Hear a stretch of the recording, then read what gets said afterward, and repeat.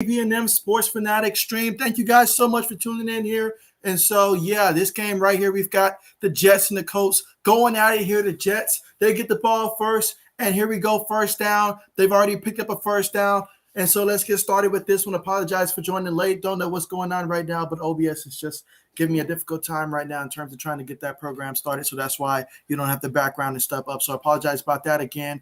But yeah, here we go right now. Early in the first quarter here, the Jets have the football first. Mike Wright comes out and completed a 12-yard pass for a first down here. He's lining up in the shotgun formation at the 22-yard line of the Jets. No backs in the backfield, 5 wide. Takes a snap, looks, throws it quickly, caught by the receiver, and that's going to be probably a loss of about a half a yard on that one, or close to the line of scrimmage. 2nd and 10 coming up for the Jets. So far, Mike Wright, first 2 plays, he's 2 for 2 passing the ball.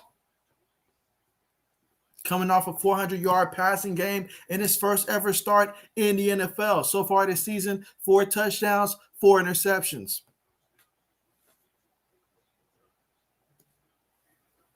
Again, apologize. I don't have my current background up that I normally have up there. I'm experiencing some difficulties once again with that. I'll try to fix that later on in the stream. But here we go again in the shotgun.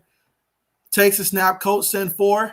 White is looking. He's moving. He throws it. It's caught by the back. No, that's the receiver. It's going to be a first down. That's Jamison Crowder with the reception. Gain of about 11 yards on the play. So far, he's coming out slinging the ball for the Jets.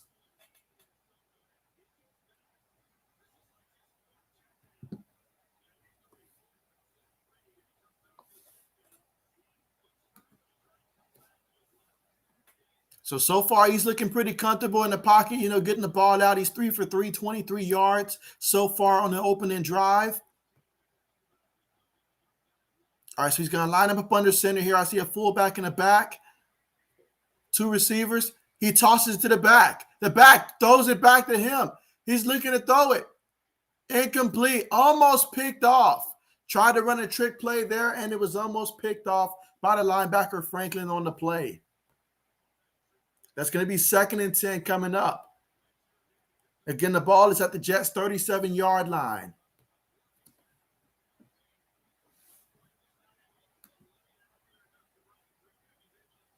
So the Jets, they're being really aggressive here early on.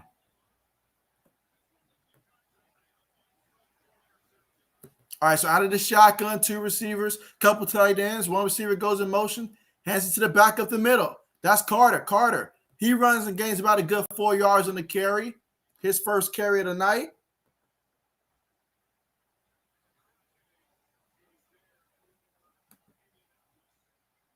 So, yeah, you look at this Colts defense. I mean, they're 15th against the rush, 15th against the pass, 12th overall. So, a pretty good defense, better than their record leads you to indicate.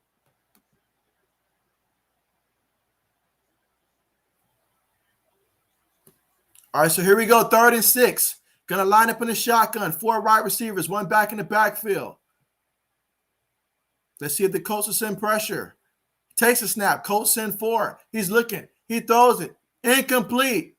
That's incomplete. It's going to bring up 4th and 6, so they got to punt the ball.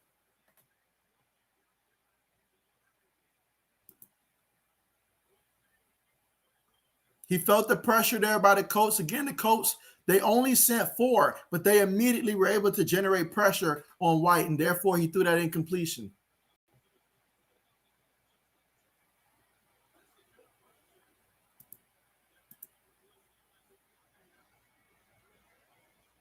Punt is on the way. All right, it's taking a Jets bounce. All right, so yeah, the Colts will take over, looks like at their own 12-yard line. So a great punt on the play.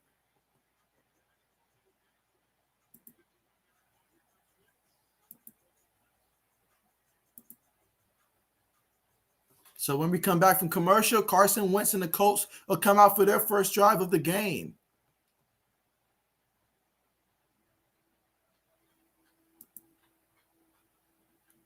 All right, let's see. Meanwhile, I'll go ahead and see if my background will start working again here.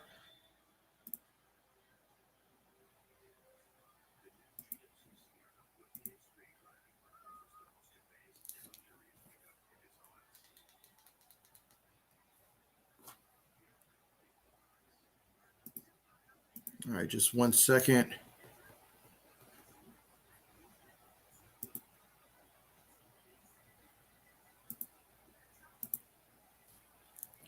All right, yeah, just working on the background here. It should come up in a second, and I'll see if it works.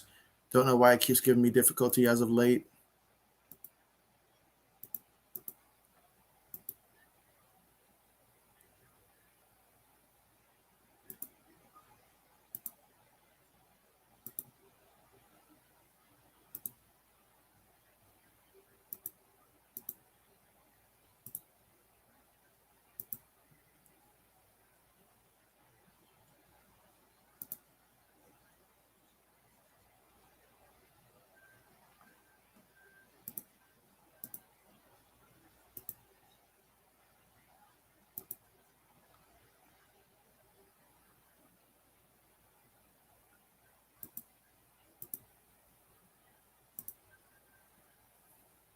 Again, apologize about this. You should be able to hear me, if not see me just yet.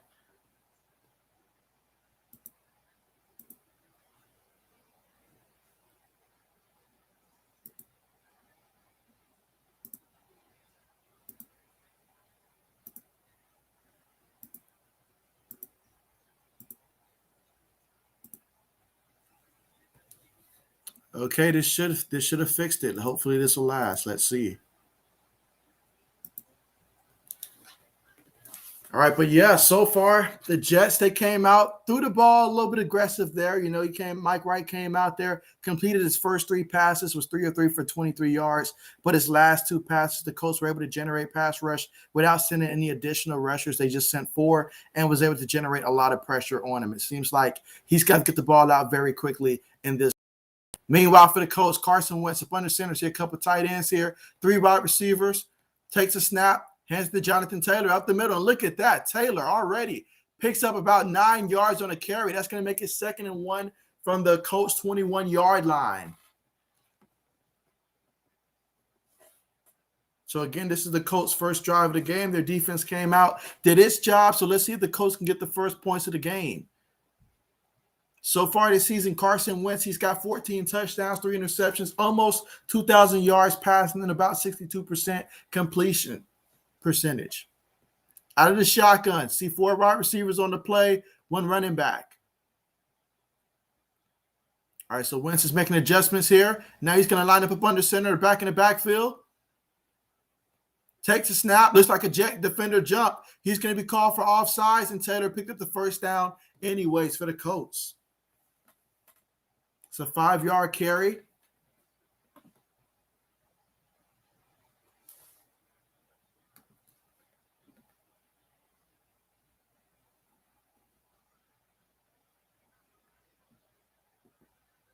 Yep, offsides against the Jets defense right there. That's 95, Quentin Williams.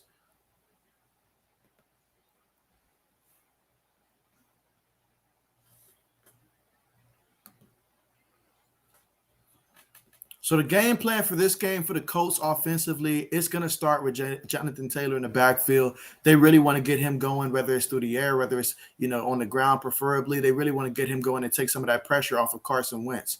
Meanwhile, 1st and 10, out of the shotgun, Wentz takes it, hands it to Taylor up the middle. Taylor, he picks up about a good 4 yards on the carry.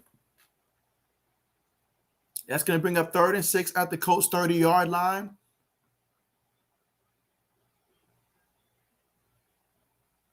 But yeah, this is exactly what the Colts want to do. They want to keep running the ball here. The less they have to pass the ball, the better, because the Jets, they do a good job of getting after the quarterback and applying pressure.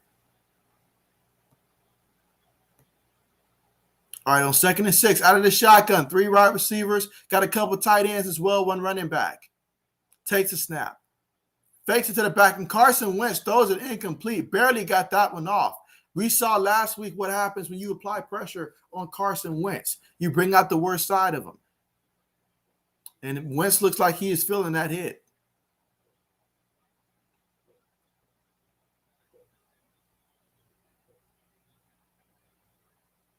Yeah, he pulled that one back at the last second, just able to get that one off.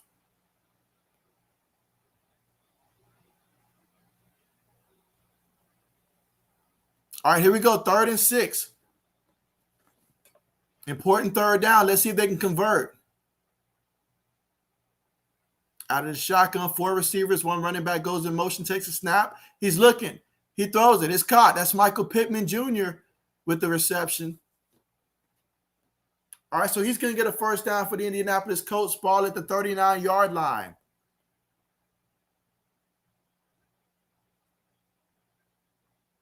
And so Michael Pittman Jr., he has been great for the Colts this season. Definitely became that top receiving target for them, especially with T.Y. dealing with all the injuries that he's been dealing with. I know he's got a concussion as of late, and so he just really hasn't been out there all that many games this year. But Michael Pittman Jr., 46 catches, 603 yards, 4 touchdowns. He's been very effective for this team. Meanwhile, out of the shotgun, 4 wide receivers on the play. Receiver goes in motion. Wentz takes a snap, fakes it to the back. He's looking. He throws. It's caught by the back, and that's going to be – he's still on his feet. Turns that what should have been a 2-yard pickup turns into an 8-yard pickup because of Jonathan Taylor making plays after the reception.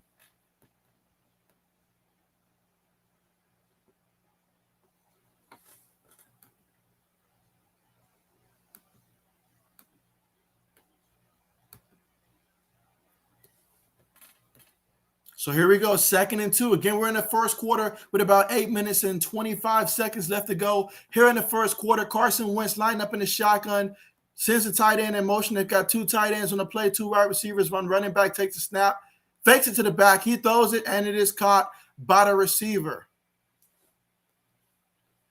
And that is Doolin with the reception. And now they are at the Jets' 47-yard line.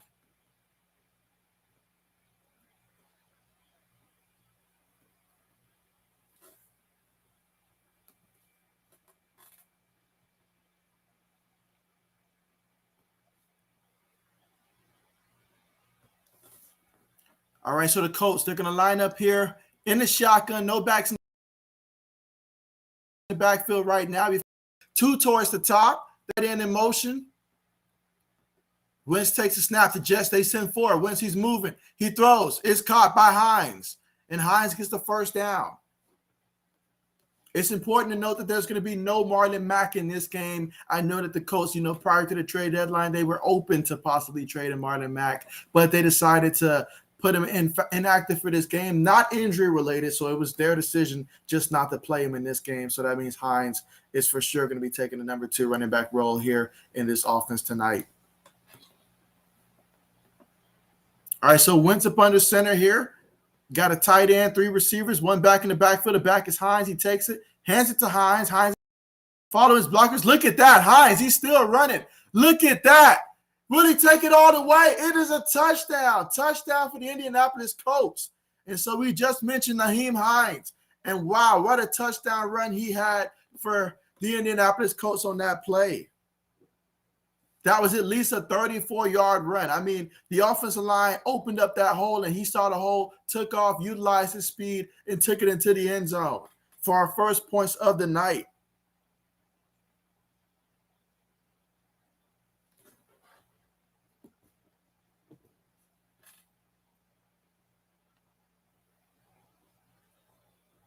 All right, so now the point after touchdown attempt. Kick is up, and it is good. So the Colts, they jump to a 7-0 lead in this one on their first drive of the game, able to cap it off with Nyheim Hines, taking it all the way 34 yards into the end zone.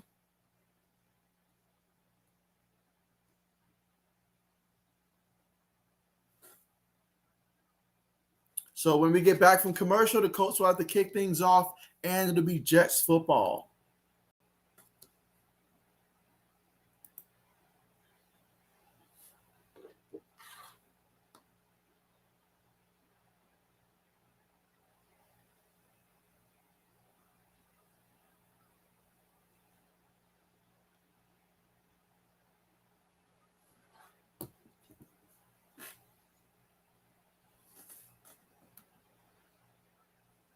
But so far on that last drive, though, for the Colts, I mean, Carson Wentz, 4 or 5, 36 yards passing through that one. And then on the ground for the Colts, I mean, Jonathan Taylor had 2 carries, 13 yards. He also had 1 reception for 8 yards. Then you look at Nyheim Hines on his first carry of the game, 1 carry, 34 yards, and a touchdown. So he's looking to have a big night tonight.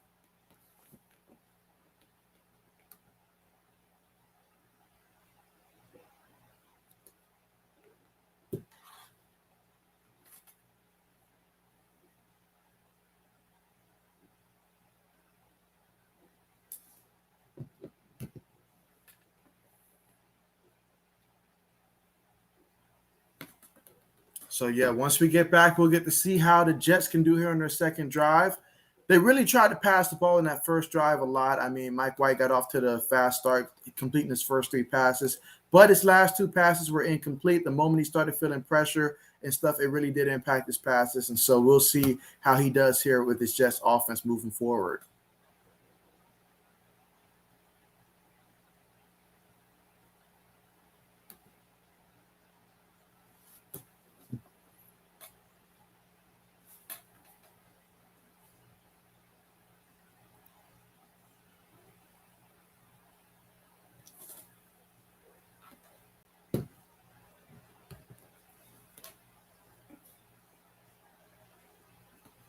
All right, we're getting ready to return from the commercial here. Again, Colts are up 7-0 in this one. We're in the first quarter, 6 minutes, 55 seconds left to go here in the first quarter.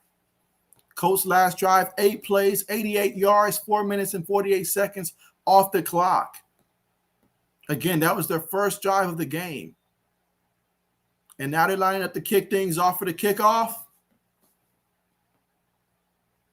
Kick is on the way. Let's see if we get a return from the Jets or not. All right, no return there. So the Jets are going to take over 1st and 10 at their own 25-yard line.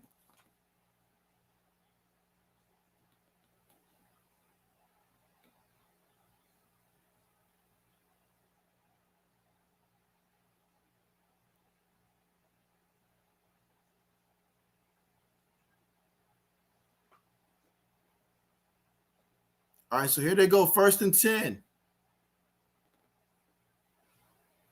Okay, Mike White in the shotgun. 3 wide receivers on the play. Got a tight end as well. 1 back in the backfield. Receiver goes in motion, takes it, fakes it to the back. He throws it across the middle. Ball's tipped in the air. Incomplete. Incomplete. That was dangerous. The ball got tipped in the air. Could have been anybody that came down with it. So now we're looking at a 2nd and 10 from the Jets 25-yard line.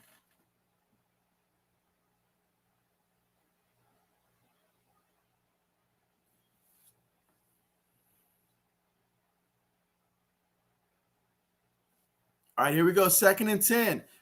Out of the shotgun. Back goes in motion.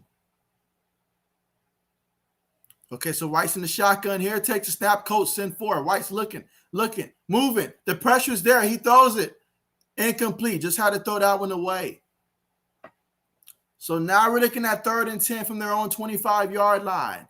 He started off completing his first 3, but he's 0 for his last 4 passes.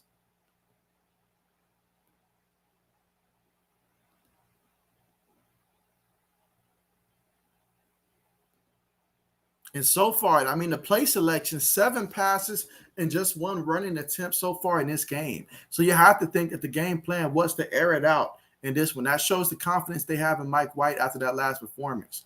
Meanwhile, in the shotgun formation, 3 receivers, 1 tight end. Takes a snap. He's looking. He throws it. And it's caught by the wide receiver. What a catch that was to make the catch and hold senior with the reception. Gain of about 12 yards. So that's going to make it 1st and 10 from their own 37-yard line.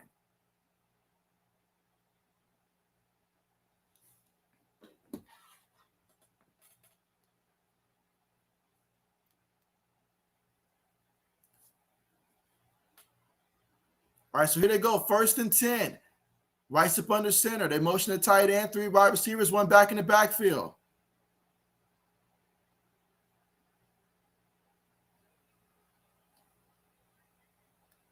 Takes a snap. Hands it to the back. Back is going. He picks up about a good 5 yards on the carry. That's Carter. Michael Carter coming off a big game that he had last week against the Cincinnati Bengals.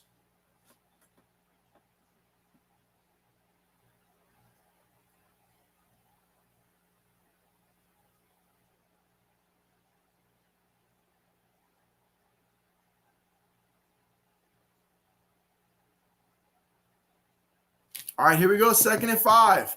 3 wide receivers, 1 tight end, 1 back in the backfield. He's lined up under center here. Receiver goes in motion, takes a snap.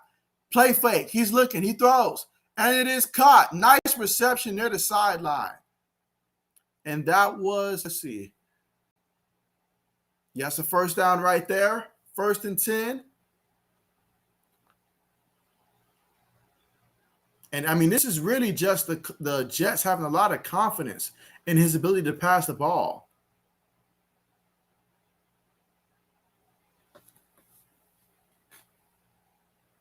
All right, so here we go, 1st and 10. Again, we're in the first quarter. Less than 5 minutes to go here in the first quarter. Got a couple tight ends, 2 receivers, 1 back in the backfield. White takes a snap, hands it to the back. Carter, he's met by defenders. That's going to be a loss of 2 yards on the play. So the Colts, they were ready for that run play.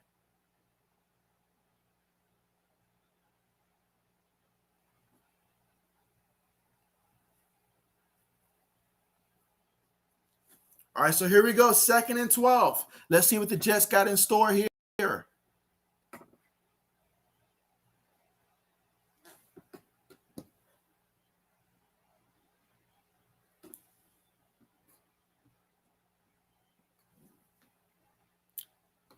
All right, guys, I'm just now seeing the chat section here on my phone. I had to pull it up on my phone because for some reason it's not showing me nothing. And meanwhile, what a completion.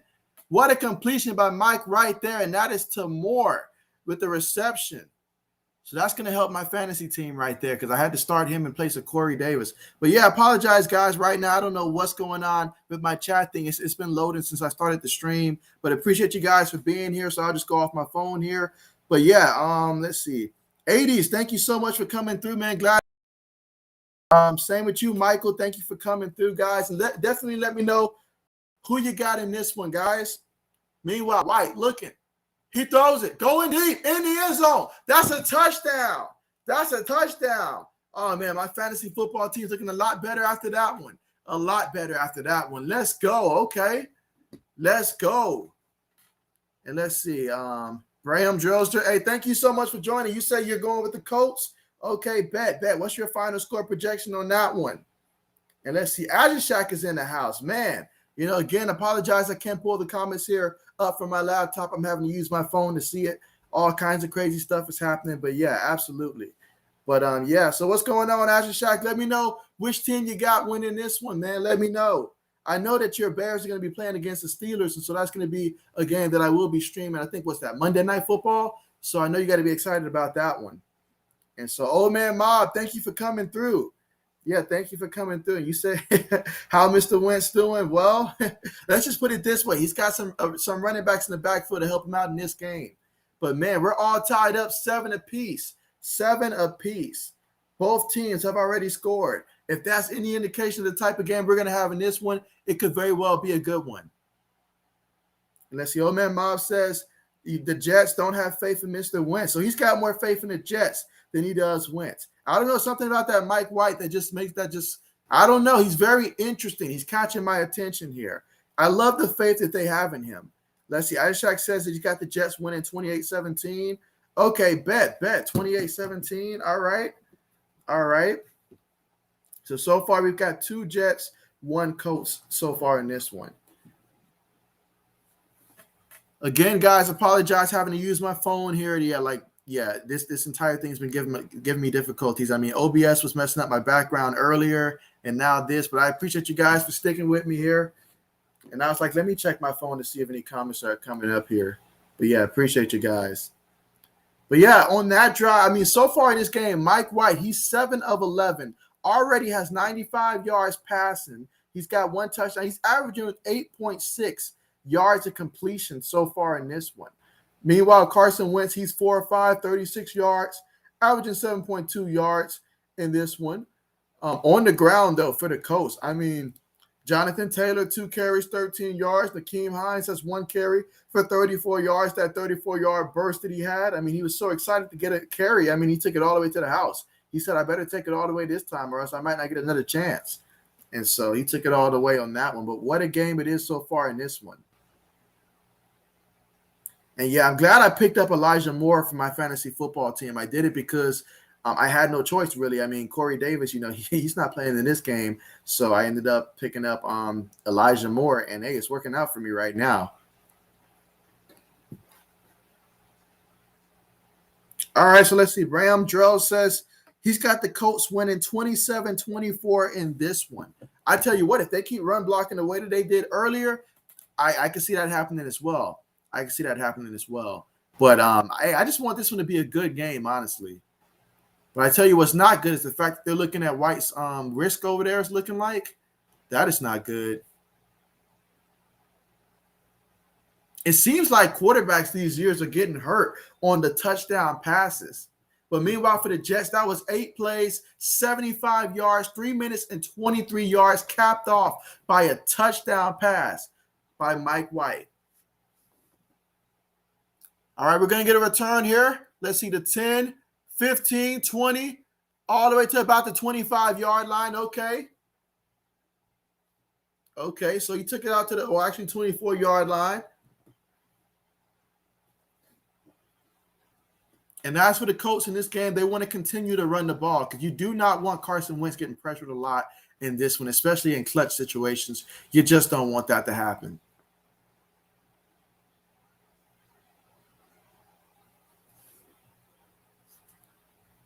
Yeah, make sure you guys press the thumbs up button as well. Let's go ahead and get that started. Hopefully, we'll reach that 30-something mark in terms of the most thumbs up ever in the stream for me. Hopefully, we reach that mark today, but we'll see. Meanwhile, Jonathan Taylor gets the carry, pick up of about a good 2 yards in the carry. It's going to make it 2nd and 8.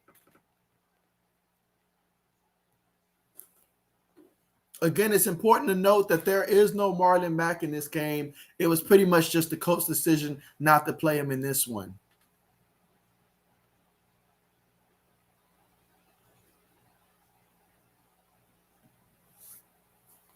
All right, here we go. 2nd and 8 out of the shotgun. 3 wide receivers, 1 tight end, 1 running back. Wentz takes a snap. Oh, they're doing a fake here, and Hines has it. He's looking for space. He gets tripped up, but he picks up a couple yards on the play. It's not the best news for my fantasy football team, I'll say that, because my opponent has Nakeem Hines. In a 16-person league, we're all desperate for players. I like how Carson Wentz just got in the way enough to set some type of a block here. I'm surprised the D lineman didn't try to run him over. All right, here we go. 3rd and 6 out of the shotgun. We've got 3 receivers towards the bottom of the screen. 1 receiver goes in motion, 1 tight end. Carson Wentz also has a running back next to him. It's Jonathan Taylor. 2 seconds on the play clock. Takes the snap. Jets send pressure. He throws it. It's caught by Michael Pittman Jr., the reliable one, with a nice reception. 13 yards on that catch. I said it earlier. I'll say it again. Michael Pittman Jr., he is just coming on just great for this team. Excellent choice by them last year, drafting him out of USC, and it's paying off for them, especially this year in year 2, where he seems to be taking that second leap moving forward. Again, we're in the first quarter with about 1 minute and 25 seconds left to go here in the first quarter, all tied up, 7 apiece. Colts have the ball here on just their second possession of the game. Carson Wentz up under center, 1 back in the backfield, 2 tight ends, 2 wide receivers, 1 tight end goes in motion. Jets got 4 in the line. Wentz takes it, play fake. Wentz looking, he's going deep. There's a lot of air up under this ball, and it is incomplete. Incomplete. The ball basically hit the defensive back on the elbow, and he refused to catch it. But Carson Wentz, he went deep, but there's a lot of air up under that football. So when I saw that, I was like, no, he's not throwing a Tyreek, so there's no way that's going to be completed.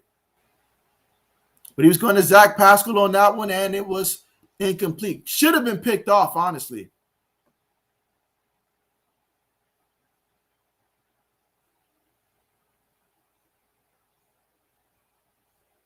And now we're looking at a 2nd and 10. Again, the Colts are from their own 42-yard line. So far in this drive, 4 plays, 18 yards, 2 minutes and 22 seconds. And yeah, we're at commercial right now with 1 minute and 10 seconds left to go here in the first quarter.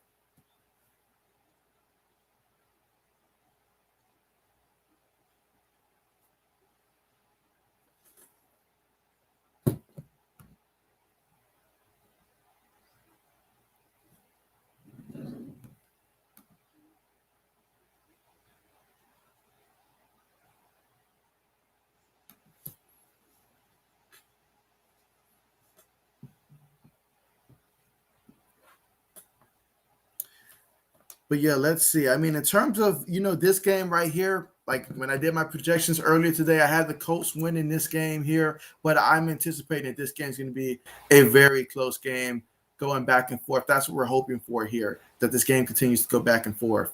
Both of these teams come into this season feeling like, well, for the Jets, I mean, at 2-5, that's not the way you envisioned your season going. You wanted to see some improvements from last year. Obviously, losing your rookie quarterback, Zach Wilson, for some weeks, you obviously want to protect him, and that's going to be very important for his future, is keeping him protected.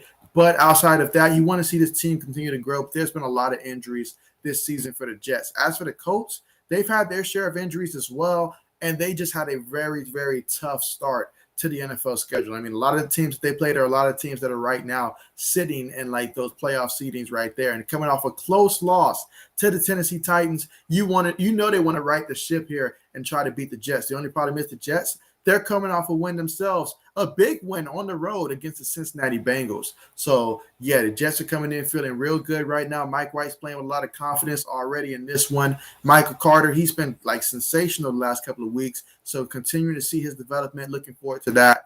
And, yeah, guys, really excited about what's about to take place.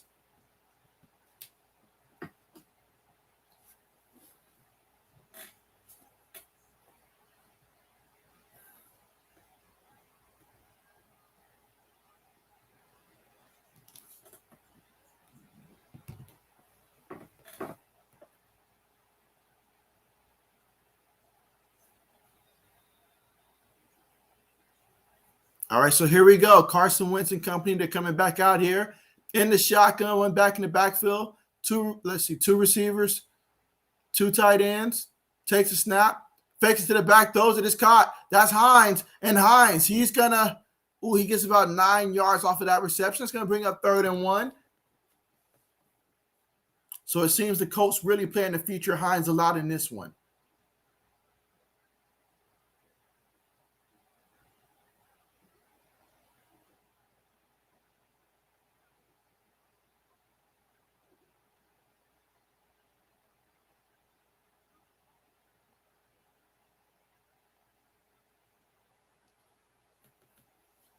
Well, that is big news right there, that the backup is warming up there. We'll see as we continue to monitor from Mike White. Hopefully he'll be okay and be able to return here, as I know that's going to be huge for the Jets. Meanwhile, 3rd and 1. They hand it to Jonathan Taylor up the middle. He's still running. Let's see. They dragged him to the ground by his leg there. Great tackle by Davis. But, yeah, what a carry by Jonathan Taylor to give them a first down. We're looking at 1st and 10 at the Jets' 37-yard line here so far in this drive. 6 plays, 39 yards, 3 minutes, and 32 seconds off the clock. And that is the end of the first quarter here. We're all tied up 7 apiece. Jets, Colts, 7 apiece. So we are at commercial again. Let's see. And so, Jonathan, thank you so much for joining the stream, man. Glad to have you here. Yeah, glad to have you here. Thank you so much for coming through, man. It's first time I think I'm seeing you here. So if you're not subscribed already, man, definitely do consider so. But, hey, thank you so much for coming through. Let me know which team are you rooting for here, and also your final score projection in this one. But, yeah, glad to have you here. And apologize, guys. I normally have your comments come up here, but yeah, apparently my stream today wants to act up again, so I apologize about that. Hopefully it'll start working at some point soon.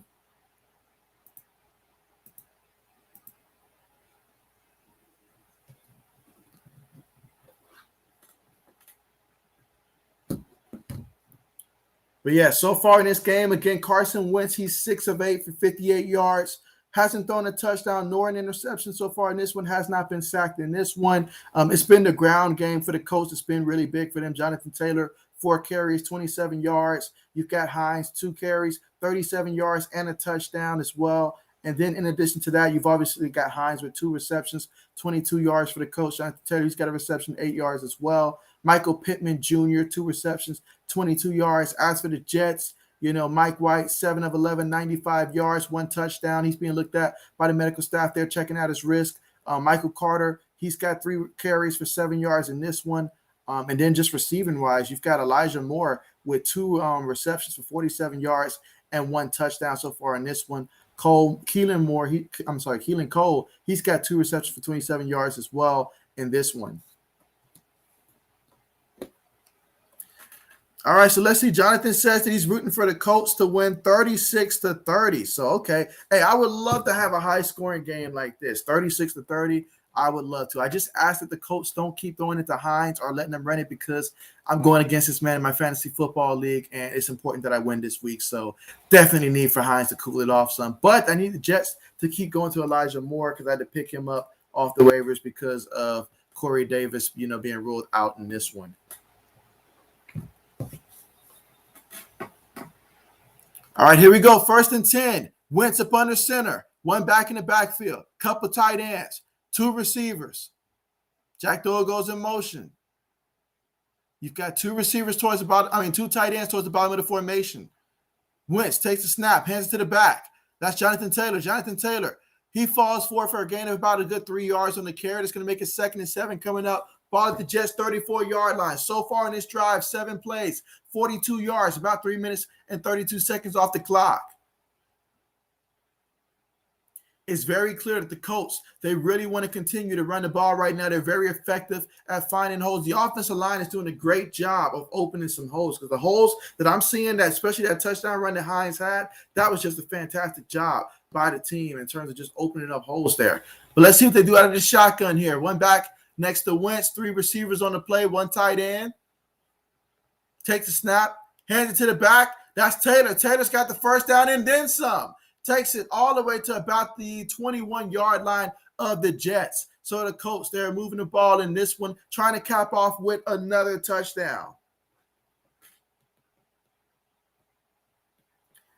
All right, let's see. Old Man Mob says, with Deshaun Jackson off of waivers, I think we should try to bring him in, but it will only be a $1 million a year because we still need to sign Brian Poole to the main roster. And so, yeah, you're right about that. You are right about that. Yeah, you're absolutely right about that, man. I could definitely see that being the case. I feel like personally, I think Deshaun Jackson would probably be great for the Raiders, I think personally. And then if OBJ does get let go, then I think if he's willing to work and prove himself, the pass. But look at Jonathan Taylor go all the way in the end zone for a touchdown. Look at that. I mean, my goodness. My goodness. I mean, whatever the Jets are ranked right now against the run after this game, that may not be the case no more. The offensive line is winning this battle today when it comes to run blocking. First it was Hines. Now it's Taylor.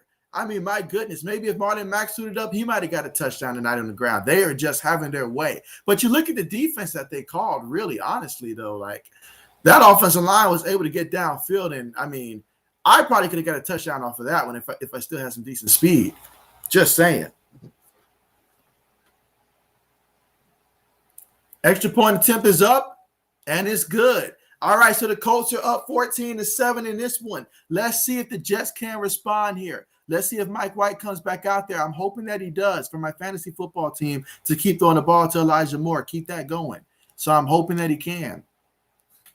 But, yeah, old man Mob, definitely. If Deshaun Jackson did come to the Pats, though, hey, that's what the Pats need, someone else that can help take the top off of defense here, and that's exactly what you'd be getting with a guy like Deshaun Jackson. Even at that age, he still got some nice speed to him. Obviously, it's not going to be an every down type receiver or something like that, but someone that you can throw out there, with Josh McDaniels, the offensive coordinator too, hey, I would like that. I would like that. And I think it's right within our budget, like you said. So absolutely.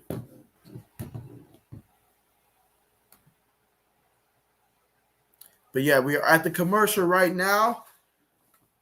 Again, we're in the second quarter now, and so the Colts got the first score of the second quarter. They've scored in the first and the second now, so it's going to be up to the Jets to try to go ahead and try to tie things up here. The Jets did get the football first here, didn't score on that drive, but it seems like every drive since then has resulted in a touchdown for both teams.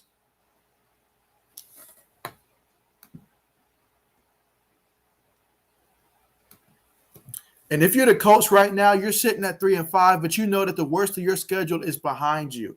And thanks to the injury to Derrick Henry, you have to think that, like Tennessee will probably lose a couple games in the future. I know that game against the Rams is going to be tough. So if you're the Colts, you got swept by them. So not only would you have to tie their record, you'd have to pass them. However, you have to feel confident that, like you guys just haven't played like the best of your ability. If you're the coach, you still feel that you're better than what your records say. And it starts tonight. You get a win tonight, you go to 4-5, and then you take it from there. I mean, they've got teams like Houston in their division, Jacksonville in their division, not saying that they're pushovers, but those are winnable games and stuff like that. So the easier part of your schedule is coming up. It's about getting hot right now. They have to get hot as a team right now. And they have to hope for a little luck because right now Tennessee's controlling things. They need to just hope that Tennessee slows down some and that they have a chance when it's all said and done towards the end of the season. And that maybe the extra week of the season gives them that one more game that they're going to need to try to go out there. And again, it's going to be up to what Tennessee does. Tennessee's in the driver's seat. I'm glad to see old man Peterson with the Titans here. Looking forward to seeing how that's going to work out. But yeah, so certainly if you're the coach, you have to come out there and win this game. Have to.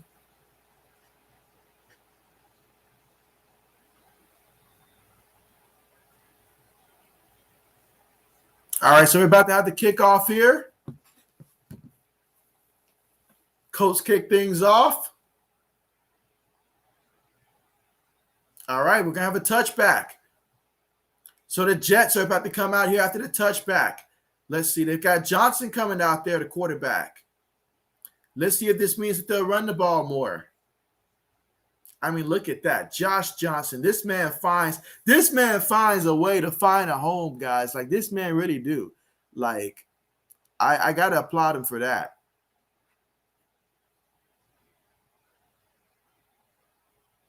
All right, so here you go in the shotgun. 3 wide receivers, got a tight end. Got the back Johnson. He motions up. Takes a snap. Colts send 3. He throws it. Incomplete. I mean, this man is throwing a rocket in there. Like, it's incomplete. 2nd and 10 coming up for the Jets 25-yard line. So you can see they're coming out and they're not afraid to air it out. They are being aggressive trying to pass the ball. They feel like if they're going to win this game, they're going to pass the ball.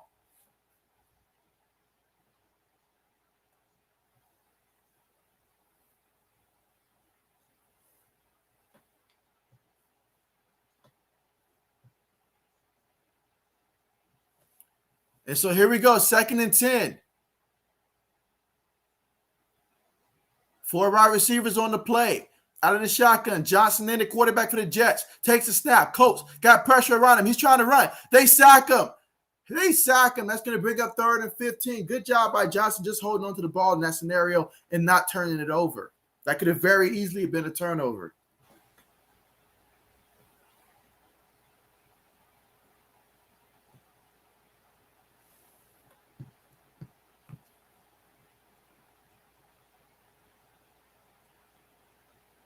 But yeah, that Colts defensive line, they have done a good job already just getting after the quarterbacks and all like that without having to blitz any linebackers. Their front 4 is just enough to get after them just as it is. Meanwhile, out of the shotgun, 3 wide receivers, 1 tight end. He takes a snap, throws a quick one. In the back, he throws it. Let's see what happens here. A trick play. That's going to be a first down. Excellent call there by the Jets. And that's a first down. That ended up being passed to Michael Carter, who ended up getting 18 yards out of it. So first, quarterback threw it to the receiver. And so the receiver stepped forward, made that pass, and then bam. I mean, wow, what a play call. And it worked. That's the best part, is that it worked. So here we go, 1st and 10. Again, we're in the second quarter. 12 minutes left to go in the second quarter. Colts are up 14-7, but the Jets have the ball looking to try to tie things up. Out of the shotgun, 3 wide receivers, 1 tight end, 1 running back.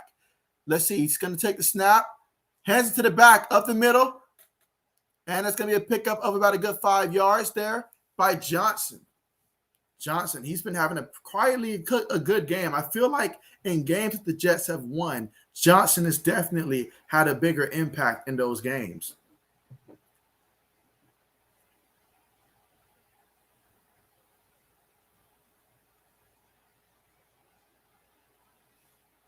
All right, so here they go, 2nd and 5. Johnson still in at quarterback. All right, you got 3 wide receivers, 1 tight end, 1 running back. Takes a snap, hands it to the back. Johnson, he picks up about 4 yards. Is the ball on the ground? Did he fumble it? It's looking like the Colts. And the Colts had the football. He fumbled it. Wow, talk about a big mistake. You cannot do that. You cannot fumble the ball. Now let's see the replay. Wow, what a fumble. Yep, that's clearly a fumble. That is clearly a fumble, and that is huge right there. You just cannot have that happen. He knows he made a mistake on that one. But this presents an opportunity here for the Colts. It'll be for them, let's see, 1st and 10 at the Jets' 46-yard line. So this will be a great opportunity for the Jets to try to go up there and make it a 2-score game.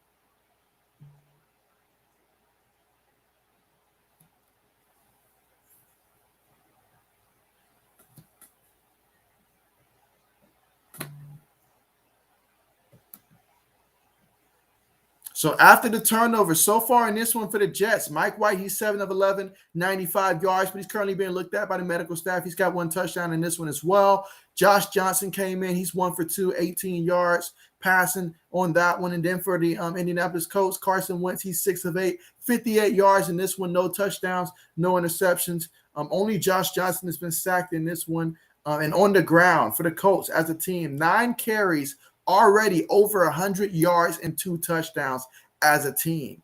You know, combination of Jonathan Taylor, 7 carries, 64 yards, 1 touchdown. Nyheim Hines, 2 carries, 37 yards, 1 touchdown. So as a team for the Colts, already over 100 yards rushing, averaging 11.2 yards a carry. That means they're averaging more than a first down per carry, and they've got a touchdown in each of their possessions. So let's see if they'll get touchdown number 3 coming up here for the Colts. And if you're the Jets, you cannot let them just keep running the ball like that. You've got to do something better. You've got to do something. And so let's see. Big Boys has joined the stream. Hey, thank you so much, man, for joining the stream. Glad to have you here. And so you say, you go for the Indianapolis Colts. Okay, what's your final score projection in this one? But thank you for coming through once again. Glad to have you. Glad to have you. And so you guys know what it means, Thursday night football, you know, hey, we're getting that much closer to the weekend, which means even more football. So that is great right there. But yeah, apologize again. I can't bring up the chat here. I don't know what's going on, but the chat thing seems to not be working up here. So I have to look at my phone to see your comments here. But I appreciate you guys for still coming through.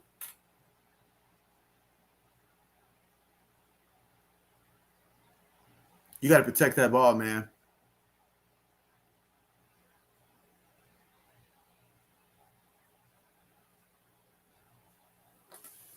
All right, here we go. Carson Wentz up on the center. 1 back in the backfield. You got 1 tight end. You got 3 receivers.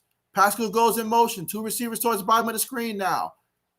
He goes in motion again. Wentz takes a snap. Play fake. He's looking. Pressure around him. He throws it to the back. Jonathan Taylor. They forgot all about Jonathan Taylor. How do you forget about the man that's been slicing, dicing you all game long? But they're saying he fumbled the ball. Did he fumble it? Did he indeed fumble it? Let's see what they say. They're looking. Let's see what did he recover it? Yeah, well, I mean, that was a good play by Jonathan Taylor, but you got to protect the ball. You have to protect the ball.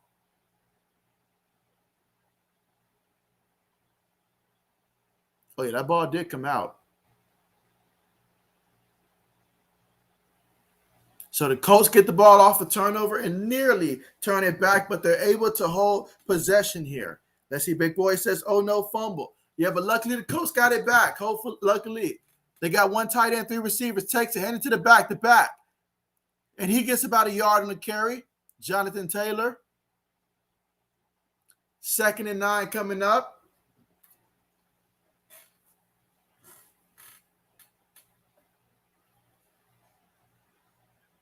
Again, just a reminder that for the Colts, there is no Marlon Mack in this game. It was just their decision not to play him. It wasn't injury related. It was just their decision not to play him in this game. Again, he was subject to rumors about potentially being traded to different teams, but ultimately nothing came into tuition. Nobody sent the offer that made sense for the Colts, and so he's still on the roster. But here we are, 2nd and 9 at the shotgun. Wentz looking. Wentz throws it, and it's caught. And that is it another fumble? Is it not? What is going on out there? What are they putting on the football?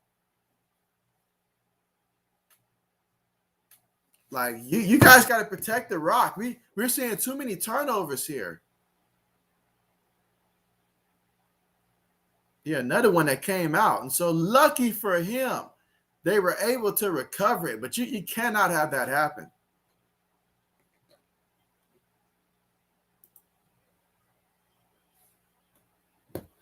Let's see. Big Boy's got the Colts winning 33-30. Okay, 33-30. Okay, nice, nice. He said Vaseline's on the football. It seems that way, don't it? Wentz out the shotgun, hands it to the back. He's going to go for about a good 3-yard pickup. JT with the carry.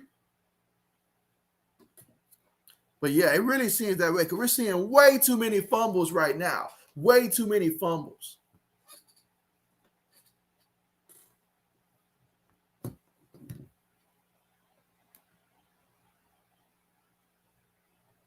I mean, the last time I seen a team keep fumbling the ball like this, it had to be on one of those classic Madden games where you just activate the Madden card to increase fumbles or something like that, man. Because this is ridiculous. Meanwhile, Wentz up under center, takes it, hands it to the back. That's Jonathan Taylor. Taylor, he's just a little short of the first down. 3rd and 1 coming up from the Jets. 4-yard line so far on this drive. 5 plays. 42 yards, about 3 minutes off the clock here. We're in the second quarter, about 7 minutes and 40-something seconds left to go here before the half. So they give it to the man that they trust with the football, Jonathan Taylor. And look at that. All I see are Jet defenders hitting the floor left and right. It's just nasty. This offensive line is in a different class right now compared to that defensive line right now when it comes to this run blocking. But here we go on 3rd and 1. I see multiple tight ends here. I see one receiver towards the bottom of the screen, but multiple tight ends, one back in the backfield. Wentz up under center. Wentz takes the snap, hands it to the back, and Jonathan Taylor, he gets to the line. I don't know. I think he's short. At first, I thought he was going to get it, but I think he might be short. Referees say he's short.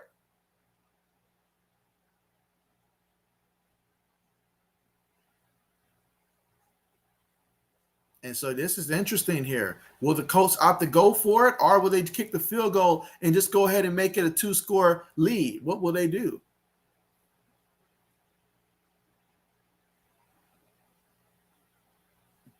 All right, so I see that they still got the offense out there. Again, second quarter, about 6 minutes and 40 seconds left to go here in the second. 4th and 1. For the Colts, they're already up by a touchdown, 4-7, but they're not satisfied with that. They're playing to win, and so they want to go for it here. Let's see if they do. 5 seconds on the play clock. They may have to burn a timeout, and they do burn a timeout. I feel like after burning that timeout, you have to go for it at this point. You got to go for it at this point. Let's see. Big Boy says that it's 4-down territory. Okay. I'm with you there. I agree with you. I fully agree with you. All right. Bear with me for 1 second, guys. I'm going to see if I can get this chat thing to fix here. Hoping I don't mess nothing up here.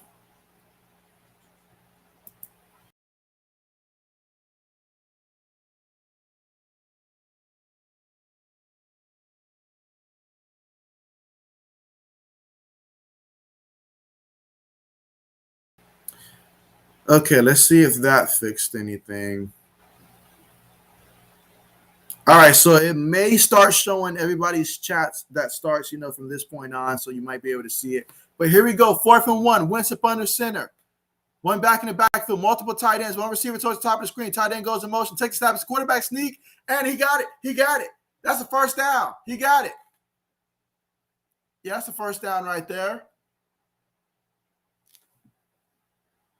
Yeah, you can thank your offensive line for that one. They gave him 2 yards. He needed 1 yard. He got 2 yards out of that. And they're going to need another 2 yards to get into the end zone. I think it's pretty simple right here. You keep running the ball. And so Big Boy says, yeah. See, I got it fixed, guys. I got it fixed. Apologize. Had to refresh it, but I got it fixed, guys. All right, so here we go at the shotgun. All right, see Carson Wentz actually towards the bottom of the screen. What trickery they got here? And the backup quarterback keeps it. And, yeah, that's going to be about he got about a yard on the play, not a bad call at all. That was Sam Ehlinger. So, yeah, Sam Ehlinger, the new I believe he's now currently the quarterback number 2 right now for this team ever since they let go of Jacob Eason a little while ago.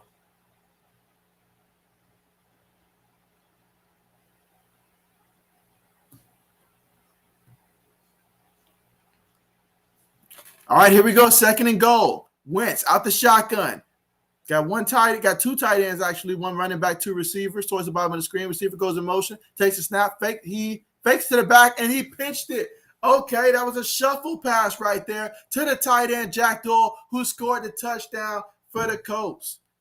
Jack Doyle with the touchdown. How about that? How about that?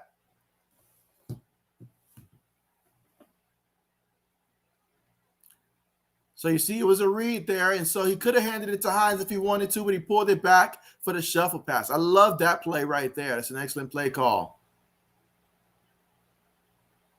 Let's see, PAT attempt is up, and it's good. So the Colts, they take advantage of the turnover by the Jets, and they lead it down, and they take a 21-7 lead with just under 5 minutes left to go before the half. So if you're the Jets, you want to score a touchdown. Let's see for the Jets if Mike White is good enough to go back out there and try to see if he can lead this offense down for another touchdown score here for the Jets so they can stay in this game. But, yeah, the Colts have shown they can run the ball at will against these guys, like not even like remotely close to stopping these guys from running the ball.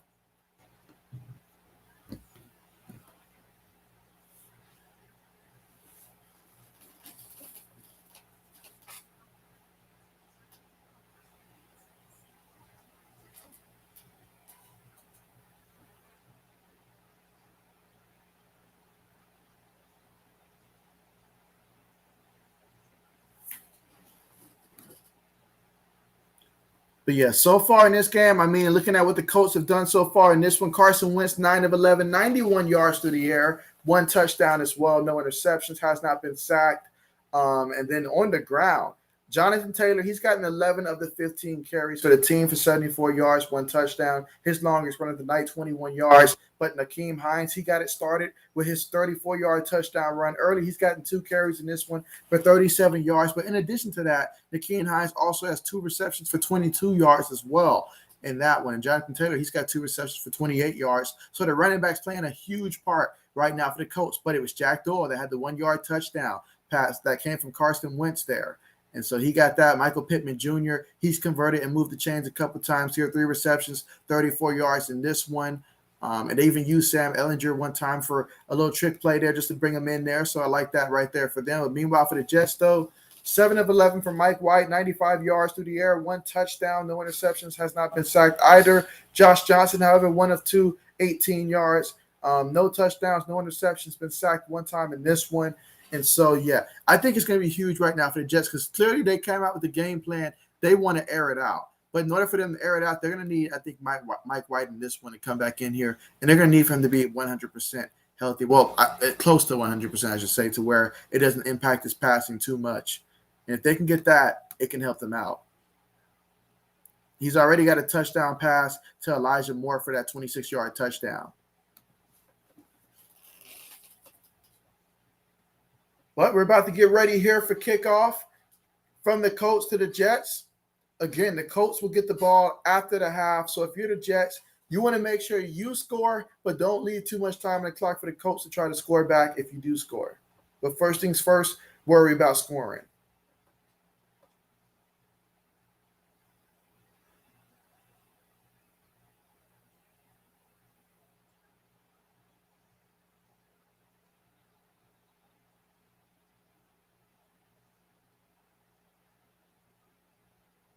All right, kickoff is on the way. Going to be a touchback. And so you say, is it third quarter? No, it's still the second quarter. We've got 4 minutes and 59 seconds left to go in the second quarter. So it's almost at the half, but about a good 5 minutes away from being at the half. Right now the Colts are up 21-7 in this one. But, yeah, we're still in the second quarter in this one.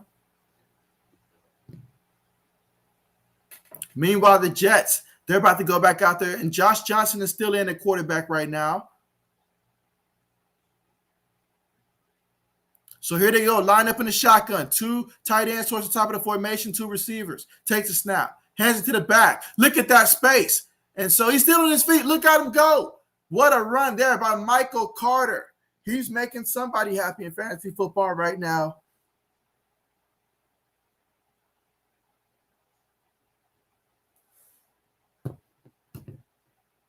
And so Michael Carter's coming out. He lost a shoe on that one.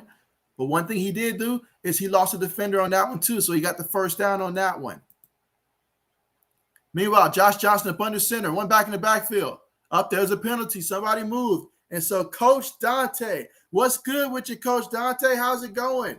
How is it going? Hey, I know you got to be excited about Tyrod Taylor coming back. I'm excited for you, man. That's big right there. You know, I'm ready to see Tyrod Taylor come back and bring the Houston Texans to some more consistent play like what we saw early in the season. So I'm excited for that. I'm expecting some big things for Tyrod Taylor. But I know that you're happy for your boys, you know, in the Houston Texans getting Tyrod Taylor back. Yeah, but what's good with you? Let's see. Negro, let's see. National League says, what's up? And so, hey, what's good with you, man? Thank you so much for coming through. Let me know who you got winning this one and your final score projection for this one. Meanwhile, Johnson passes it to the back out the backfield. That's Johnson trying to make up for that fumble he had earlier, and he gets the first down. That's going to be a pickup of about a good 13 yards on that reception. And that's what he does for this team. Let's see. Coach Dante says, man, I can't be more happier than Tyrod Taylor coming back, man. It's just like a sound of stress reliever for me. Hey, I know what you mean. I know exactly what you mean because I had in my league, one of my leagues, I have Sam Darnold and I got Tua as my quarterback. So you best believe when somebody dropped Tyrod way back when, I put him on IR and I said, I'm going to hold him until he get back. And all like that because, I mean, I knew I was going to need him at some point. So I need him to save that particular fantasy football team. But, yeah, I'm excited for him. Meanwhile, we're at 2nd and 7 here. Let's see the Jets trying to make something happen here. Josh Johnson. What can he come in and get them some big plays here? That's what they need from him. Out of the shotgun, 3 receivers, 1 tight end, 1 back in the backfield. They take a snap. The Colts send 5. He's gonna go deep. Oh, nice pass that time, and it's caught by the tight end. There we go. Nice, Croft. There we go. I've been telling a couple people even in my own fantasy football league, I was like, that's a tight end that if you need a tight end and you're in a 16-person league, this is someone you should at least consider picking up if you need a tight end because I think that he's got some potential to him. Take the snap, hand it to Michael Carter up the middle. He picks up about 2 yards in the carry. We're looking at 2nd and 8. Ball is at the Colts' 15-yard line. And that was Croft, coming up with the big-time reception over the linebacker.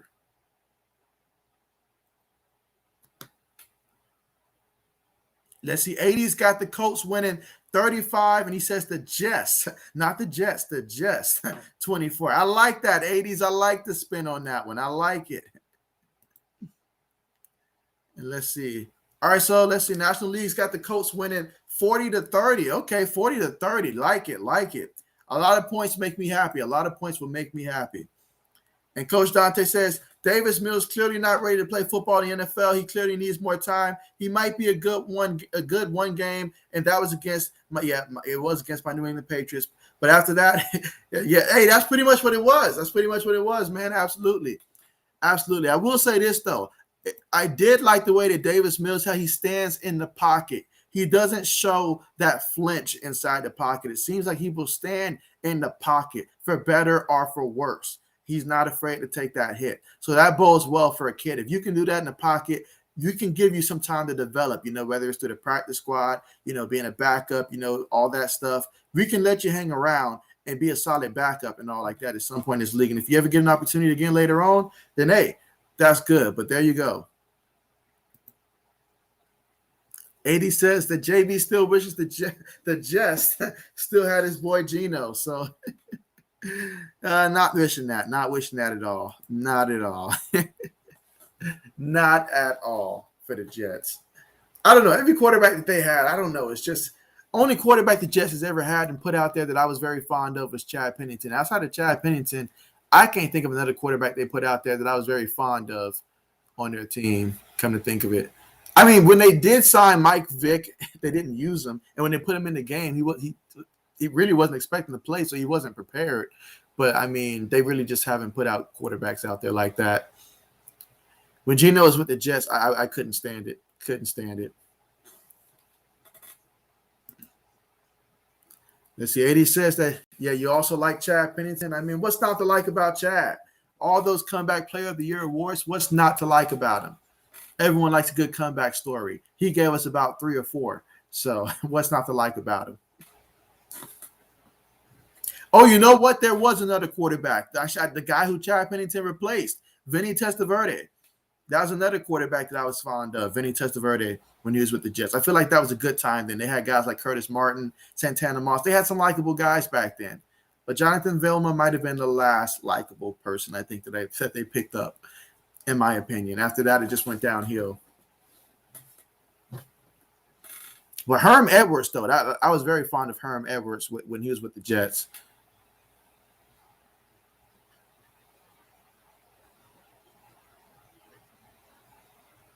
Matter of fact, the last time these two teams played each other in the playoffs, the Jets and the Colts, it was in New York, and they beat the Colts 41-0. How many teams can say they beat Manning 41-0 in the playoffs or period? All right, receiver goes in motion, one back in the backfield, takes a snap. Play fake. Johnson's looking. He's moving. He's being rushed. He throws it. Incomplete. He did well to get rid of that ball.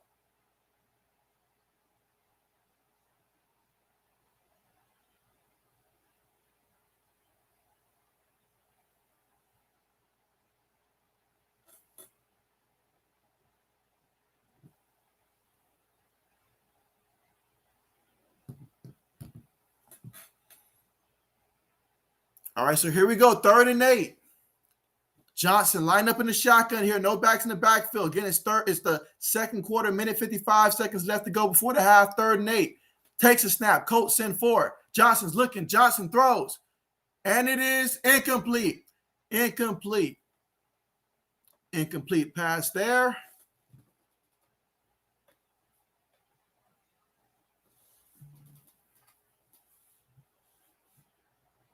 All right, so that's going to bring up a field goal attempt.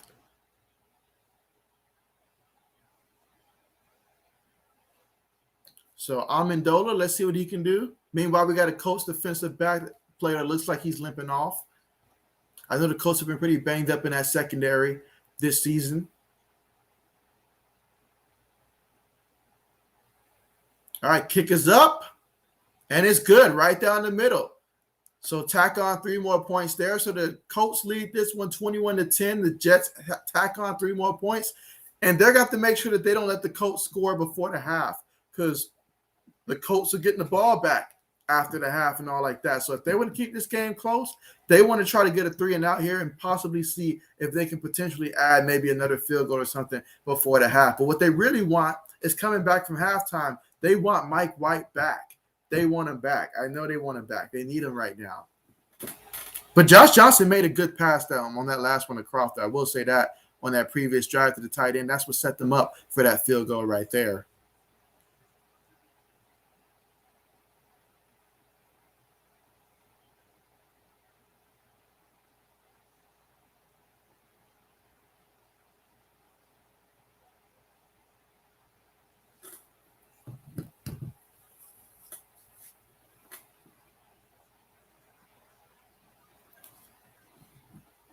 Yep, so when we come back from commercial, the Jets are going to be kicking it off here. Find themselves down by 11 right now. Colts are up 21-10. We're in the second quarter. 1 minute and 46 seconds left to go before the half.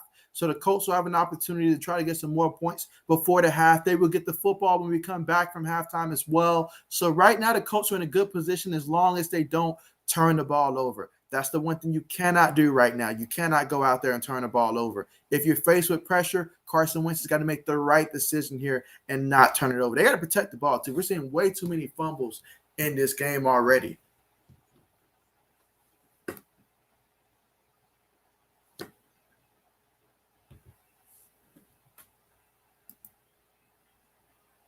Let's see. 80 says, what did JB think about OBJ Sr. comments about your other boy, Baker? Hey, Baker's not my boy. Okay, he's not my game manager. I don't claim Baker Mayfield. I mean, I hate to bring it up, but Baker Mayfield, when he was at college at Oklahoma, the disrespect he showed towards Ohio State and all like that when we played Oklahoma. Ever since then, I was just not fond of Baker in that way. So yeah, I'm with OBJ on this one. Call it like you see it. But his father, though, I mean, you're on the team. This is a professional. There's a certain way you go about it. So from that sense, I don't like that. But is he telling the truth? I mean, yeah, he's telling the truth. He's telling the truth. I mean, the proof is always in the pudding, is what they say. And so when you got it on film, I mean, it's there for a reason. All he did was just, highlight it. But he was wrong for doing it. But he wasn't telling the truth. I mean, but he was telling the truth, though. I mean, just something about it's just not a good connection between the two of them. It's just not a good connection. It's just not there. And so at this point, OBJ needs to go with a veteran that's like really up there, because I can sense his frustration. I mean, don't get me wrong, because when Eli was still towards the end of his prime, that was working out great. He needs someone who's at that point of their career and accomplished like that to throw him the ball in that matter. He doesn't need Baker Mayfield right like that. He doesn't need that. Now, I'm a fan of what for the Cleveland Browns, their success with Baker Mayfield. No, absolutely not. 80 says that Baker is overrated. Absolutely. That's why you will never see me draft him in fantasy football. Never. Meanwhile, Carson Wentz takes a snap, throws it to Hines at the backfield. Hines is running. He gets the first down, gets out of bounds. Yep, got a first down there. And so Hines, I mean, when they really choose to utilize Hines, I feel like there's about a good 3, maybe 4 games out the year, which they really just go crazy with how they utilize Hines. And it seems like tonight is going to be one of those games. Terrible time for me to be going against him in fantasy football. And so let's see. Rico says, thank you so much for joining the stream. Rico, glad to have you here. Let me know which team you got winning in this one. I mean, I'll get to your comment in a second. Meanwhile, Carson Wentz throws it to Hines again. Hines this time picks up about 2 yards on the carry. That's going to make it about 2nd and 8. Let's see. Rico says that Baker Mayfield music work for a bakery. And so, I mean, with all those Hulu commercials, why not just full-time, just work for Hulu and all like that? I mean, they're already paying him. Meanwhile, Carson Wentz takes a snap, throws it, and it is caught. Is it a catch? I think it's a catch. I think that's a catch. That's one heck of a catch right there by Doolin. Let's see. Oh, never mind. I don't think he got that second foot down. Never mind. I spoke too soon. Glad I wasn't the referee out there making that call. Let's see. Ken says, yeah, he needs to work for a bakery.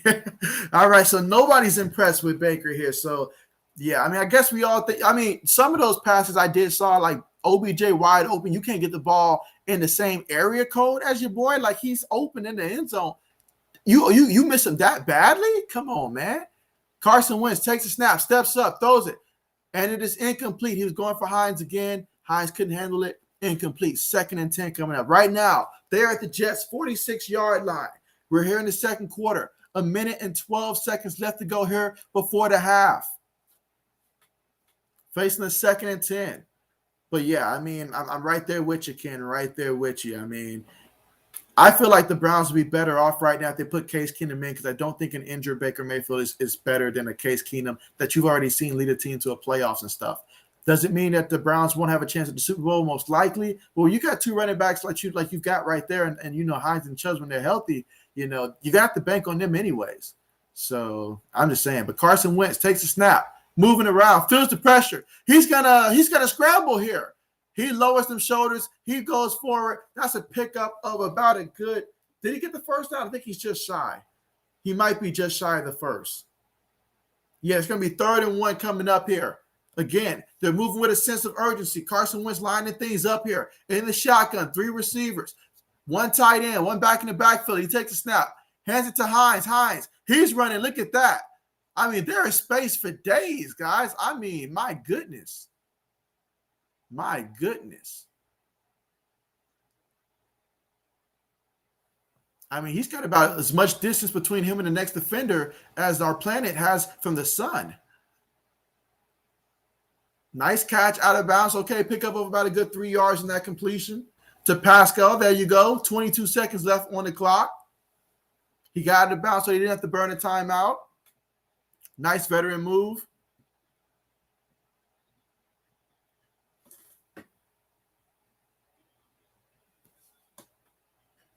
So right now, 22 seconds before the half, the Colts, they have the football, and they're up 21-10. They have it right now, and I mean, quite frankly, they're at the 22-yard line. They execute this correctly, they can get a touchdown before the half. Here they go out of the shotgun. 3 wide receivers take the snap. Fakes it to the back. Wentz looking. Wentz moving. Wentz throws it. And it is caught at the 11, maybe 10-yard line. They touch him down. Yeah, call the timeout right there. Save yourself about 15 seconds on the clock. Excellent play call there. That's going to leave them with 1 timeout. And now they give themselves some opportunities to take some shots into the end zone.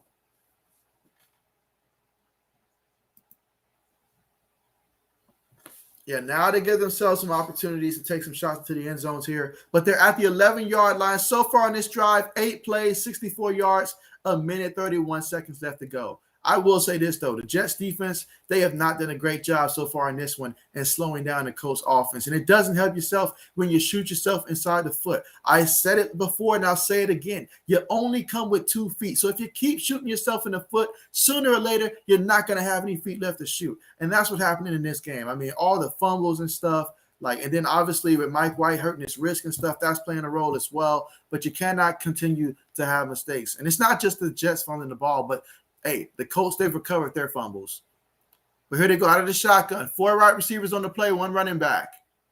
5 seconds left to go on the play clock. Again, they need 11 yards for the touchdown. Wentz takes a snap. Wentz throws it in the end zone. And it is, was it a catch? He dropped the ball in the end zone after having it for a while, like it bit him or something. I thought that was a touchdown. I mean, Michael Pittman Jr., he has had sure hands. Let's see. Let's see. All right, he makes the catch. He's got both feet down. He made a football move. He had both feet down, and he was trying to bring it back in, but I feel like he had already made the move to where it was a football move. So if I'm the referee, I'm saying that's a touchdown, and then he knocked the ball out. I mean, it's close, though. It's close.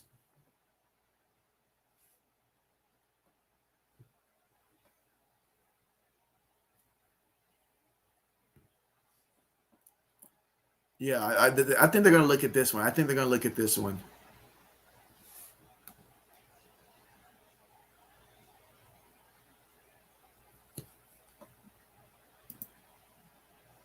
And so, yeah, like Ken's just said here, this is going to be under review. If I had to guess, I say it's a touchdown.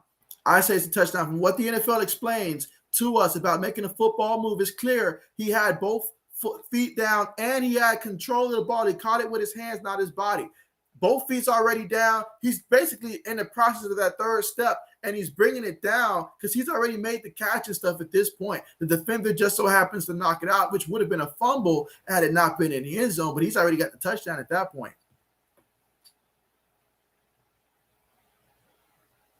So I would think this is a touchdown, but let's see what the referee thinks, because apparently the referee, they decide what they want to decide.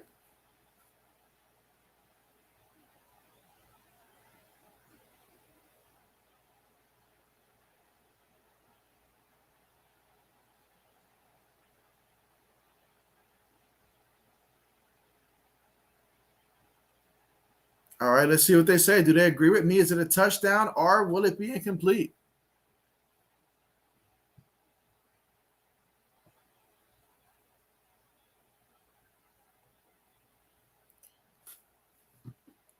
All right, let's see what they say with 11 seconds left before the half, still in the second quarter.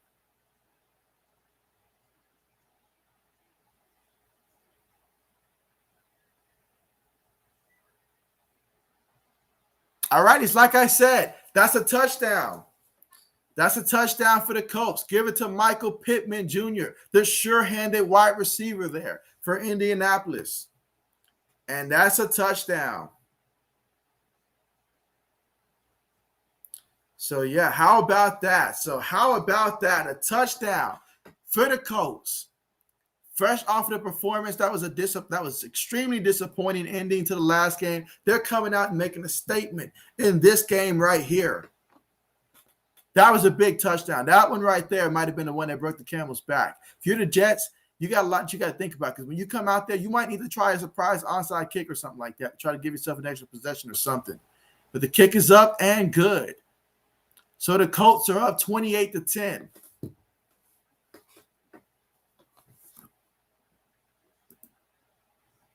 And so Ken says touchdown. There you go. There you go. The Colts are up 28-10.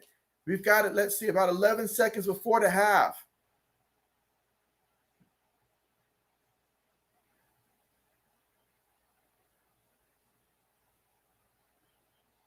Let's see. And at the half, what I'll do is I will go ahead and pull up the games for the rest of the NFL games that will be coming on over the weekend and see which teams you guys like coming up once we get to the half and stuff like that, and just go through the games that will be coming up.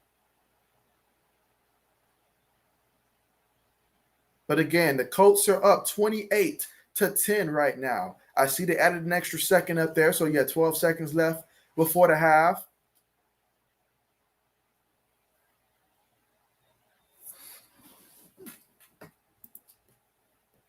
Let's see. 80 says touchdown, JB. There it is. Kickoff is on the way. No return. So, all right. So, the Jets will take over 1st and 10 at their own 25. You would have to imagine that they probably would just go ahead and just run things out, go to the half. You're down 18. You're down to technically your third string quarterback. Just go ahead and run this one out and get ready for halftime. I hope they have one heck of a halftime speech prepared to make this a game again when we come back.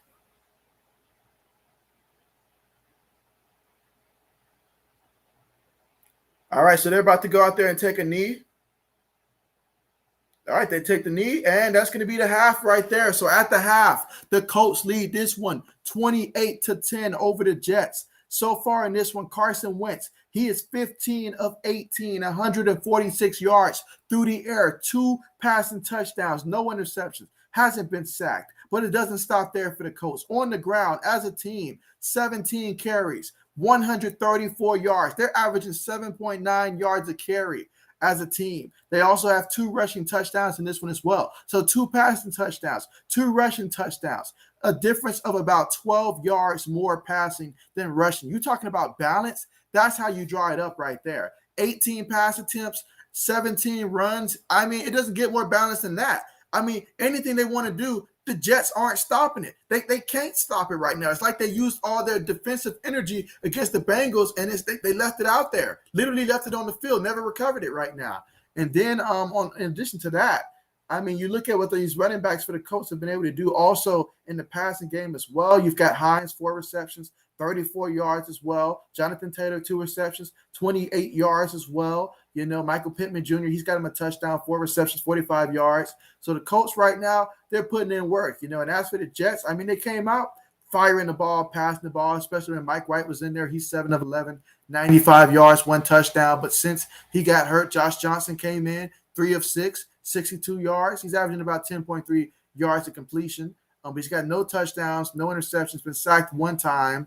And on the ground, they've only got 35 yards rushing on the ground. So the Colts almost rushed for a full 100 more yards than them on the ground. That's a stat that must change. You have got to run these backs. I mean, Michael Carter is running a lot better now. Ty Johnson, he's doing a fantastic job in the passing game as well. So continue to utilize him. He's got 1 reception for 18 yards. Those are the guys that you need to utilize right now, especially since you have, you know, Josh Johnson in the quarterback. I do hope that Mike White will be able to come out in the second half, but we'll see what they say about him officially. But, yeah, continue to monitor that situation there for them. But, yeah, that is what's going on right now. It has been pretty much Colts most of this way, and they're up by 18 because of it. So the Jets, they're going to have to do some soul searching right now. They're going to have to do some soul searching for sure to get back into this game. But, I mean, it's the NFL. Anything is possible. Anything is possible. That's why we love the NFL. All right, but we are at the half right now. So at the half, what I'm about to do here is let's go ahead and see who can – let's go ahead real quick and see which games are coming up and who you guys like coming up. And let's see, Mariah says talk faster. I will do my best to slow down some. No promises, though. And so let's see. All right, so some of the games that will be coming up, I'll go ahead and go team by team. And this is where I want to see you guys. I want to hear from you guys here. Let's go ahead and make this an interaction here. I want to hear from you guys in terms of which teams do you have winning. Once I list the team here, you guys tell me which team you got winning. And if you want to provide a final score as well, feel free to. All right, so 80 says JB Nation halftime show. There it is, live in the present. Wish Mike was here. You know, Mike normally helps out with this, but I understand. But here we go. Let's go ahead and get things kicked off here.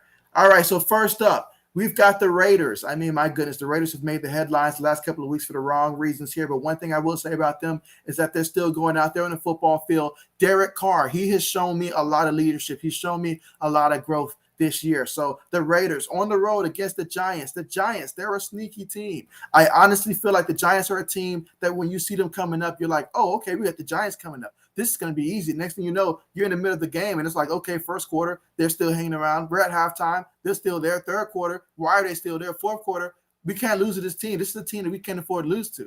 And, like, they're in the games. I mean, I've seen them have, you know, a couple big wins. I've seen them have some pretty big losses, you know, so you never know what you're going to get. But at the Giants, who do you guys like in that one? The Raiders at the Giants. Let me know in the chat section which team you guys have winning in that one.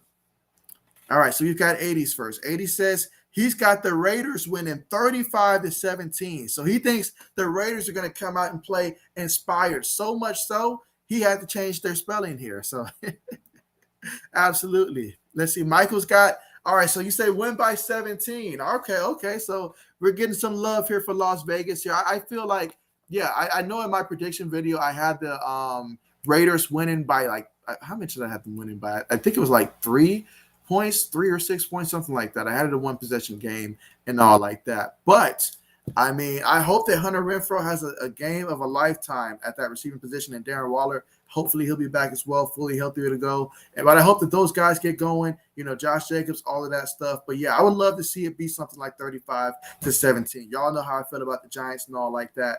But yeah, I would love to see the Raiders go out there and dominate that one. That would make me happy if they did that. All right, so next up, we have the Atlanta Falcons at the Saints. Oh, 80 says, we all don't have master's degrees, so can't spell. So I can't spell. Hey, that's funny, 80s. That is funny. That is absolutely funny. But the Falcons going down to the Saints. Right now, the biggest question for the Saints is who's going to play quarterback. I mean, I found out earlier Michael Thomas, his season's done before it even began. I mean, that's really tough. Really tough. I was really hoping that Michael Thomas was going to come back. I mean, not just because he's a former Buckeye, but I mean, I really enjoy seeing him, and I really was hoping that he'd come back and be close to what he was before he got injured. If it's not 100%, at least somewhat close to it.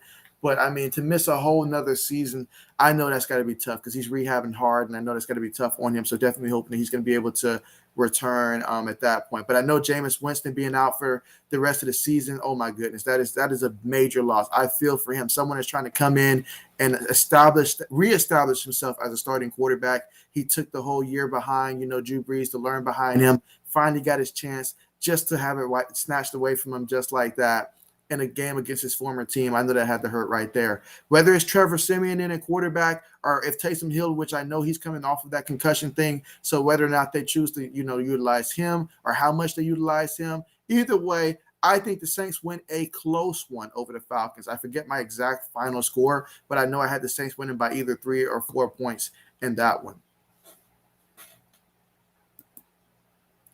Let's see. Michael says Saints. Okay. And so 80 says Saints 21-17. Okay. So we're all in agreement with the Saints here. 80 says the Cam Newton going to the Saints. And so, hey, that would be breaking news if that happened. That would be breaking news, you know. I remember I was talking to someone the moment that Cam Newton got released from the Patriots, and he just knew Cam Newton was going to go to the Cowboys. And I was like, I wouldn't be so sure about that. The league, they're very harsh on Cam Newton. For whatever reason it is, they rather go pick up a guy from high school. I'm talking about like or something like that, than pick up Cam Newton. I feel like sometimes. So, but absolutely, he should have been someone that got a consideration. But we'll see how that plays out. So yeah, so far everybody that's commented has gone with the Saints here. I mean, if you're a Falcons fan, you don't have to hide. You can go ahead and comment in here as well. This is a safe place. So just throwing it out there. All right, next up, the Bills versus the Jaguars. I mean, Buffalo, we know what Buffalo can do. we've seen them dominate for the most part of this season. I mean, they had that surprising loss against the Titans, but other than that, they've been taking care of business. I mean, they lost to the Steelers as well, but that was the first game. I'm not going to hold them for that. They didn't have too many key starters play in the preseason either. But yeah, I mean, the Bills at the Jaguars, this has the potential to get nasty. Now, I know my prediction, I did not predict for it to get nasty because of how Miami played against Buffalo the second time. So maybe I don't think Buffalo, they probably rotate a couple more guys than they normally would. This is the stretch of the season for the Bills right now where it's a couple easier games on the schedule. So you get to play more guys there. So something like that. But yeah, let's see. 80 says too much hate on my boy Cam. There it is. 80 says, oh my goodness. 80 thinks that the Buffalo Bills are about to go out there and play basketball while the Jags play football. That's what he's thinking out there. But he says Bills 71, Jags a 6. Wow. So 80s is not playing games. He's not playing games. So Michael's got Buffalo winning 36-24. Okay, 36-24. I do wonder how Trevor Lawrence and company is going to fare against Buffalo. I will say that. So I do wonder that. And let's see, Mariah says the Falcons all the way. So there it is, Falcons. We have someone representing the Falcons here. Okay, nice. Okay, absolutely. So there we go. And so, yeah, I went with Buffalo to win that one. What was my final score? I think I had Buffalo scoring like 31 or 34 points. I had the Jaguars scoring either 17 or 20 points, something like that. But, yeah, Buffalo all the way in that one. All right, so this next one, we talked about him earlier. We talked about Baker Mayfield, or should we say Baker Stayfield? I mean, because he's keeping them staying right where they are, which is like tied for last place in the division. They're going down to the Cincinnati Bengals, though. The Bengals, fresh off of their upset loss against the Jets. The week before that, they upset the Ravens. Last week, they got upset by the Jets. Which Bengals team will we see out there against the Cleveland Browns? Who you guys like in that one? And so, Sai, thank you so much for joining the stream. Glad to have you here. Thank you so much. And so, yeah, definitely, I think this is the first time that I'm seeing you here. So definitely do make sure, if you haven't already, you consider subscribing to the channel. I mean, we do these play-by-plays, on a regular basis. I normally do play-by-plays 5 times out the week, and so at least this time of the season. So definitely do feel free to join future ones as well. But glad to have you here. And you say, in fantasy, do I start Kittle, Schultz, or Ertz? Well, right now, if you're talking about this upcoming week, right now, I know with Kittle being hurt, the passing game just isn't consistent right now. I would wait till Kittle at least has a big game before I do that. And then especially since I anticipate later on that, Trey Lance will be probably quarterbacking by the time that Kittle does get back to being 100% incorporated into the offense, which could hurt him as well. For Schultz, though, Schultz has been a nice surprise. On one of my fantasy football teams, I've been starting Schultz because I feel like for some reason he keeps getting open into the end zone. However, of the 3 tight ends, I think I would go with Ertz. I feel like Zach Ertz with, Kyler Murray. Obviously, since you have Hopkins a little banged up right now, it seems like he can't seem to stay out there. AJ Green's only playing, he really giving about 40% effort. So Zach Ertz is going to get a lot of opportunities. You saw what the tight end before him was doing across the middle. I think Zach Ertz is the kind of guy that can get you at the tight end position, a solid 12 to 18 points per week, depending on how your fantasy football league is set up in terms of points and stuff like that. But he can consistently get you around that range, I feel like, on a weekly basis with Kyler Murray and a quarterback, because Kyler's going to have to depend on him a little bit more, especially right now while those other guys are banged up and going through whatever AJ Green is going through right now on the field. So that's what I would do right there. But if you had to choose, but that's what I would do right now. Until Kittle shows you that he can go out there and perform a little bit better, a little bit more consistent, I would go with Ertz in this scenario. That is what I would do. But appreciate that. I mean, it's not every day. I guess I get a couple fantasy football questions. And it did work out for the last person that did ask me that fantasy football question about should he trade straight up, what was it, Josh Allen for Lamar Jackson. I said, no, don't do it. But then the guy offered to throw in, because he really wanted to get Josh Allen. So he offered the guy who I told don't take the trade. He sent him a counter offer. And this time he offered both Lamar Jackson and Mark Andrews in exchange for Josh Allen. I was like, yeah, take that one right there. That's what you want to do. Those 2 guys for the price of 1, heck yeah. All right, so Michael's got Cincinnati winning 41. There you go. I knew it was coming, Michael. 41-23. I knew that was coming. And you know what? I like it. Although the only problem I have with that is that I don't think the Browns scored 23 points this week. I don't think they do that. I think the Browns probably scored about 14, so maybe 41-14, something like that. But I do like that score, though. 80's got the Bengals winning 33, Browns 21. Okay. Yeah, I don't think the Browns score that much. Then again, Nick Chubb, I mean, it's going to be up to Nick Chubb. So I forgot about that. He is healthy now, so they probably can't reach in the 20s at this point. But Baker's going to need me to throw the ball to, and even then, that's not going to look good. Soon I'll have to have my dad make a highlight film or something of him missing me wide open. All right, kickoff is on the way, and we are back. All right, so we're going to get a return here by the Colts. Let's see if they can take it. Ooh, what a hit. What a hit that was. Oh, and he's down. Oh, man, he's down right now. What a hit. What a hit. My goodness, that felt like a video game hit right there. That, like, wow. What a hit that was. That's how you come out the half and establish yourself. I mean, wow.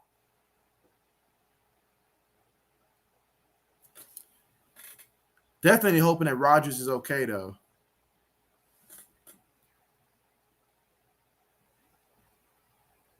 But that was a big-time hit right there.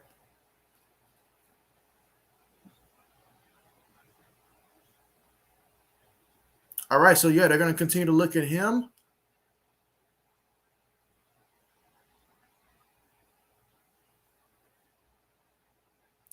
All right, so they're saying that Mike White is still questionable for the Jets. So I know he wants to be out there. I know he wants to be out there. Right now, this is his moment. He understands that he's got a very small window, to go out there and try to show something. So he wants to be back out there.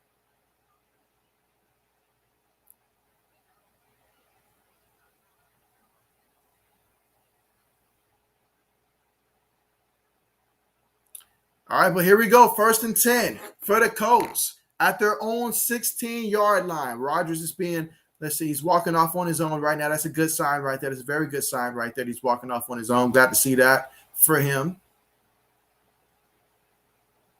But, yeah, that was a big-time hit right there by the Jets, though. Big-time hit.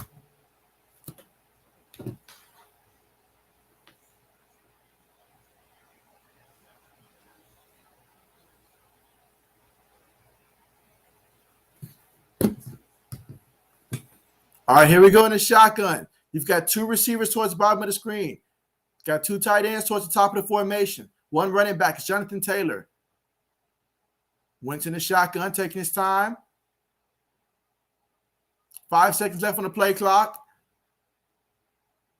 Takes a snap. He's looking. He throws it. And it is completed. What a nice catch that was near the sideline. And that is Zach Pascal again. Everything the Colts are trying to do is working, and they're having tremendous balance in this one. You can see that from the first half. A great mixture of run and pass.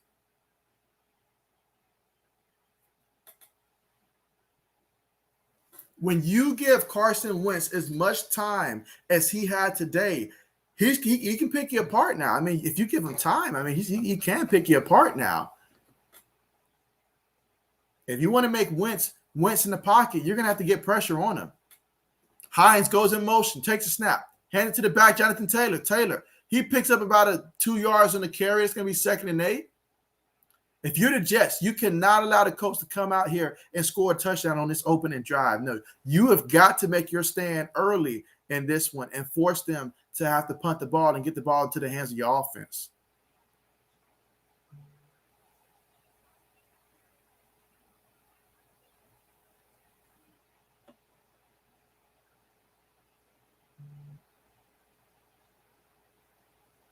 All right, so here we go. 2nd and 8. We're in the 3rd quarter, about 13 minutes and 42 seconds to go. Out of the shotgun.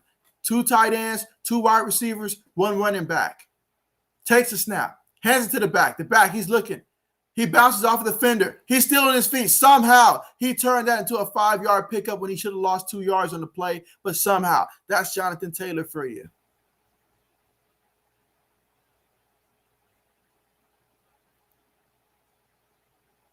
Again, they're at their own 35-yard line.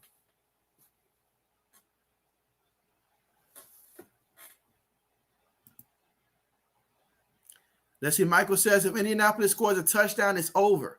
I mean, that is very true. That is very true, which is why we have to hope that they don't score a touchdown for the sake of the stream. Think about the stream, guys. We don't need that to happen. All right, but here we go out the shotgun. Multiple tight ends, one receiver. Wentz takes a snap. He's looking. Wentz throws it wide open. I mean, the guy was wide open. Grandson with the 27-yard reception takes it all the way to the Jets' 38-yard line. It's almost like the man was invisible until Wentz threw him the ball. The defense just couldn't see him. They couldn't see him. There's no need to double team Jack Doyle. I mean, I get it. Like, two guys on Jack Doyle and you left him wide open? What are we doing? Do it for the stream, guys. At least fight. Show a little fight.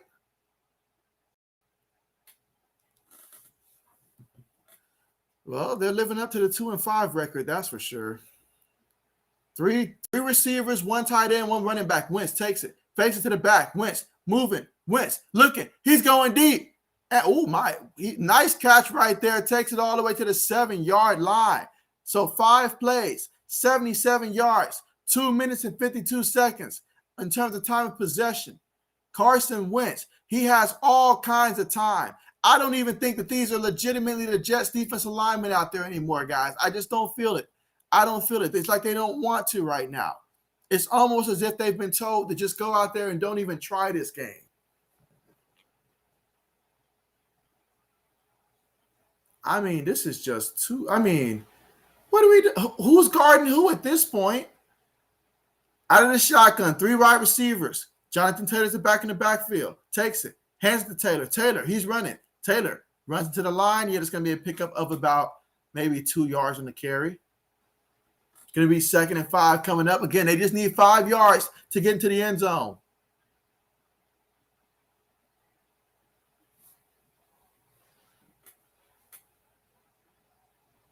All right, we got a Jets defender currently down right now.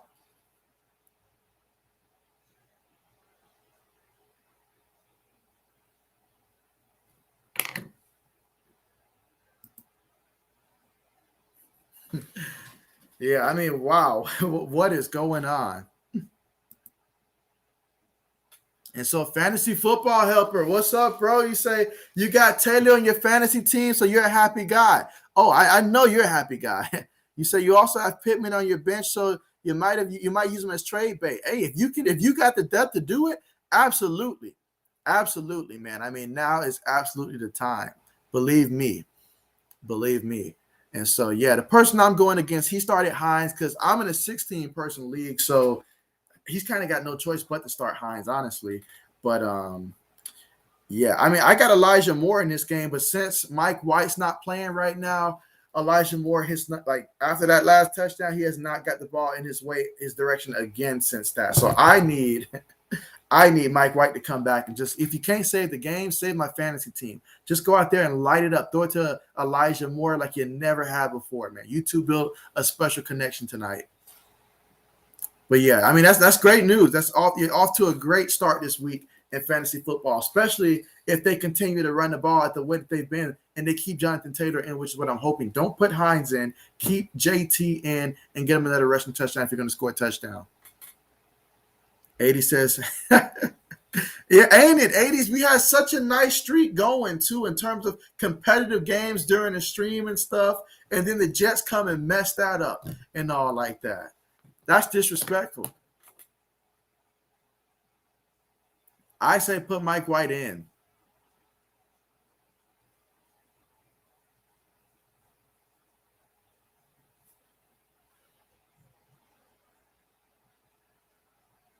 Now, I tell you what, guys, like in my 16-person fantasy football league, though, I do got one guy in the league. He's because I'm commissioner of the league. He's got Mike White as his starting quarterback, and currently that's his only quarterback right now because he's just had tough luck. With Wilson being out, he's got nobody. There's nobody to pick up in free agency. Nobody to pick up in free agency. But this man refuses to make a decent trade. And so he's sticking with Mike White. So if Mike White goes down, he may have to go ahead and make some type of trade. Ooh, Marcus May hurt on a non-contact injury. That's not looking good. That's not looking good at all right now. Up, they did it. They did it, fantasy. They did it. They put in Hines. I see Hines in there. They would do that to try to mess up my team, wouldn't they? All right, so we got both Hines and Taylor in the game. Wentz lining up near tight end. Takes it. Hines gives it to Taylor up the middle. And yes, just a pickup of a yard.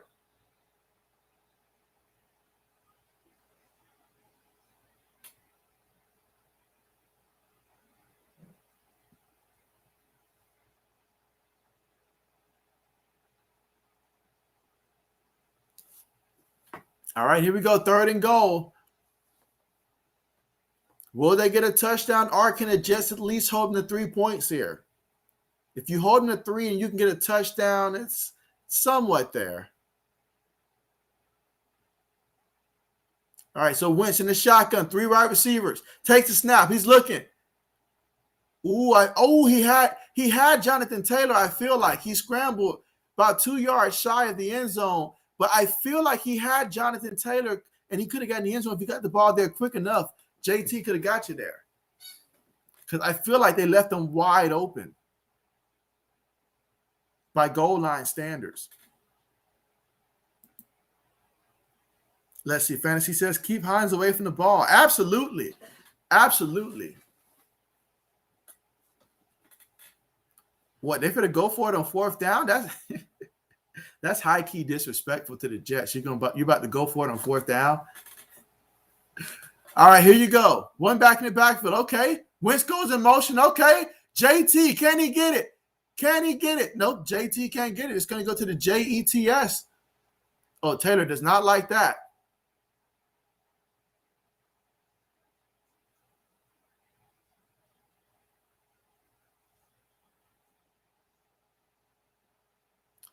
So what a stop there by the Jets.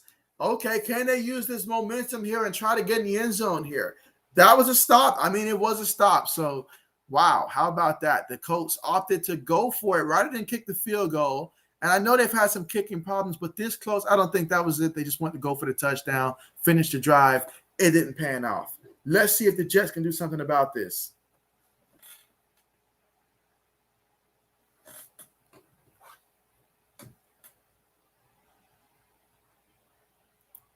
All right, let's see.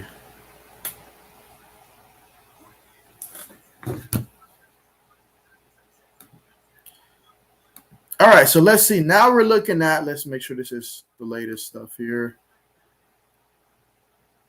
So again, we're here in the 3rd quarter, 9 minutes and 30 seconds left to go. The Colts were stopped on 4th down. They went for it and fell a yard shy of getting into the end zone again, which is just, hey, I said that Jets needed a stop. I mean, it may not have been the way that you draw it up, but ultimately that is a stop right there. So we'll see if the Jets can find a way to capitalize it. And let's see who's going to be coming in at quarterback here. It's probably going to be Josh Johnson again, but really hoping it's going to be Mike White here. Really hoping he gets back in. I mean, just come in, provide us a spark or something. Just something.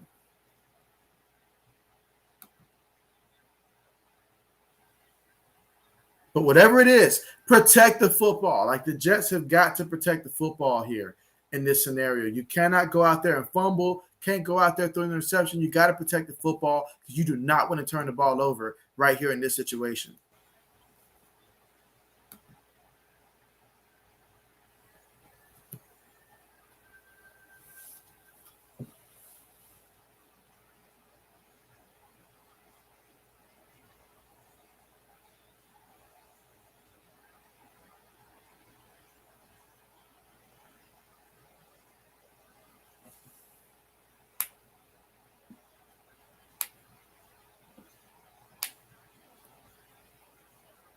Oh, wow. That's a lot of Super Bowl rematches going on.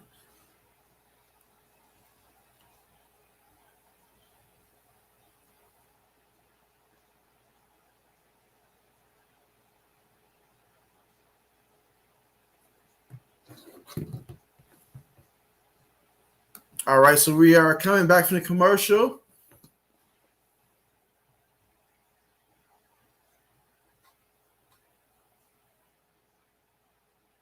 All right, here we go. Johnson in the quarterback, up under center here. Got 2 wide receivers, 2 tight ends, take the snap, hand it to the back. And the back, Ooh, man, like he barely got back out of barely got out of there from a safety. That might have been no gain. Lucky for him, he was able to get back to the line of scrimmage.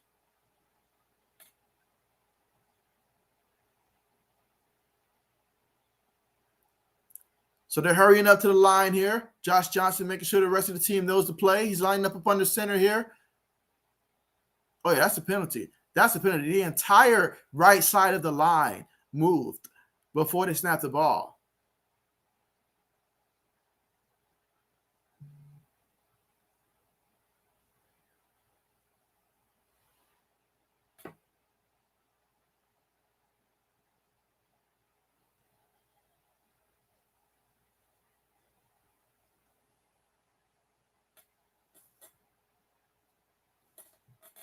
All right, so here we go. 2nd and 10. Again, we're in the third quarter here, about 8 minutes and 50 seconds left to go. Colts are up 28-10 with the Jets. Have the ball. Johnson's looking. He throws it quick. Incomplete. That's incomplete.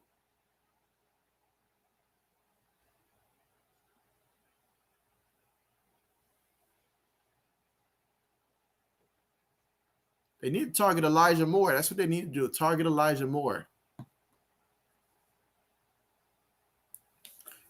All right, here we go. 3rd and 10. Man, if you're the Jets, you need to get a first down right now if you're the Jets.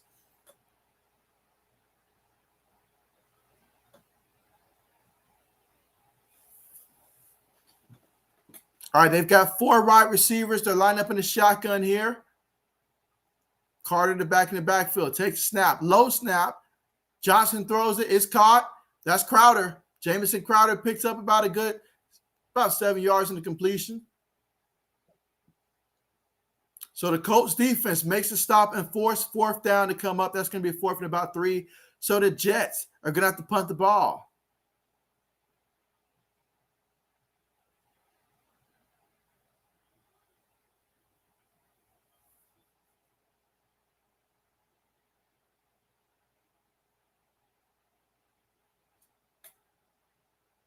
Punt's on the way.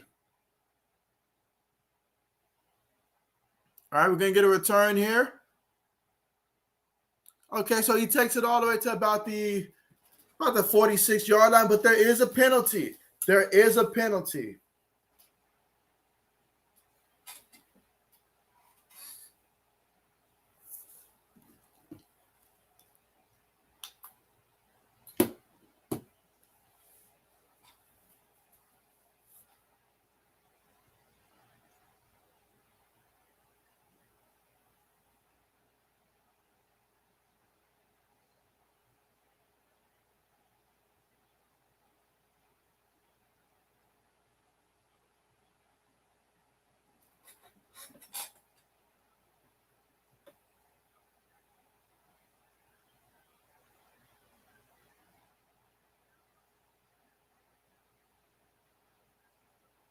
Ooh, so Indy wants to re-kick it.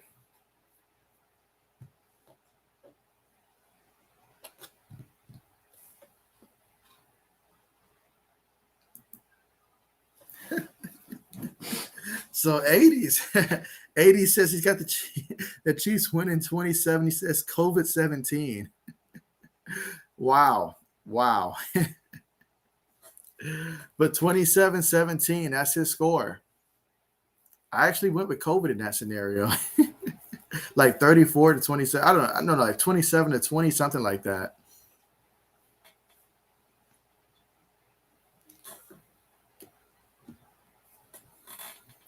But yeah, we're still in the third quarter here. 8 minutes left to go. Colts are up 28-10. Right now, we're at the commercial right now. But yeah, so far the Colts, they had a pretty strong second quarter, honestly, because at the end of the first quarter, we were tied up 7 apiece. And it looked like it was going to be a back and forth game. But everything changed the moment that Tyler Johnson fumbled that ball in the second quarter. And then the Colts were able to convert that to a touchdown and then took a 3-score lead. Then they were able to score again before the half. And so yeah, like things got out of hand very quickly. Very quickly.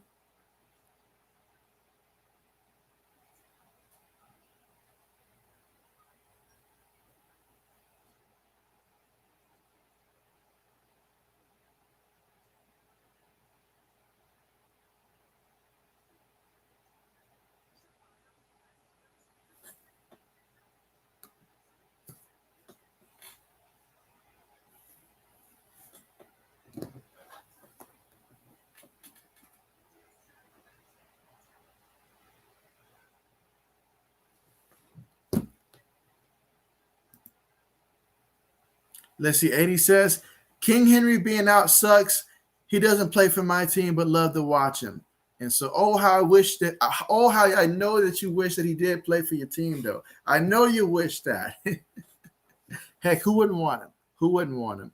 But yeah, it does suck. He took so much pounding, so much punishment, but he was so durable.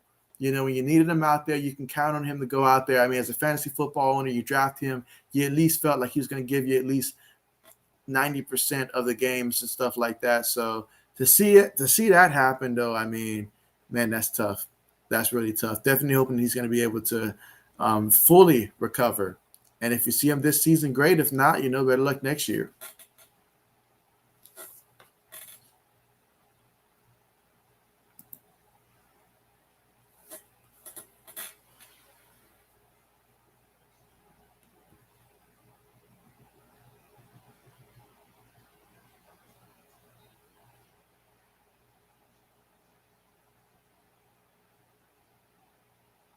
All right, so here they go.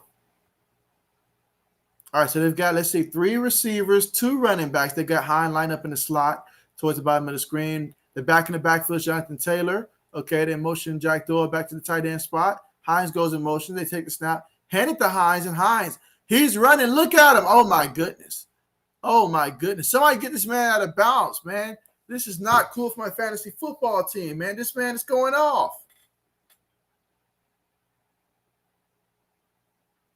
Man, every carry this man gets does more harm to my fantasy football team. And I can't get Elijah Moore to get the ball for nothing because we can't get Mike White back out there.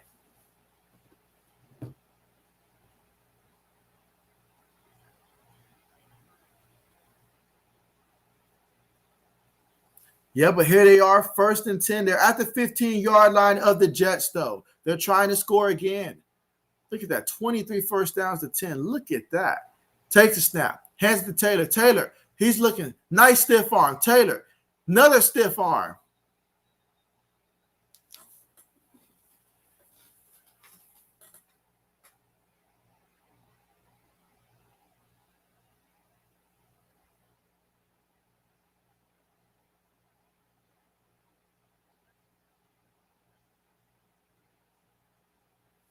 Face mask on the defense on top of that. On top of that.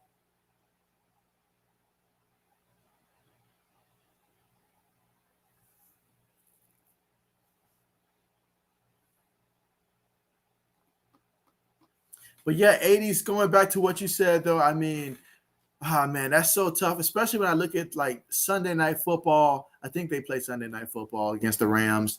And so that matchup would have been so fun if they had King Henry. But without Henry out there, it's just going to be they still got, A.J. Brown, company, but we'll see what they can do. Meanwhile, Wentz, play fake. He's looking. He's moving. He's looking and moving. He sees the open man, and it's caught for a touchdown. It's caught for a touchdown. So another touchdown for the Colts. And they're just running away with this one.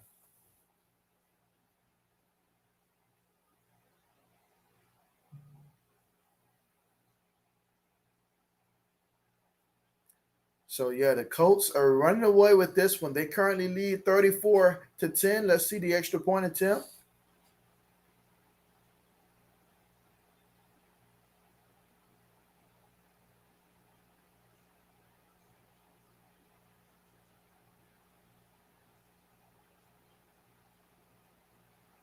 All right, the PAT is good. So the Colts are up 35-10 in this one in the third quarter with 6 minutes and 54 seconds left to go in this one. And this one is becoming extremely one-sided right now for the Colts, up by 25 here in the third quarter. So unless we're going to see the type of comeback that we'll be talking about for ages here, it's looking like the Colts have all the momentum and everything is working for them. The Jets have not really been able to stop them from running or passing the ball in this one.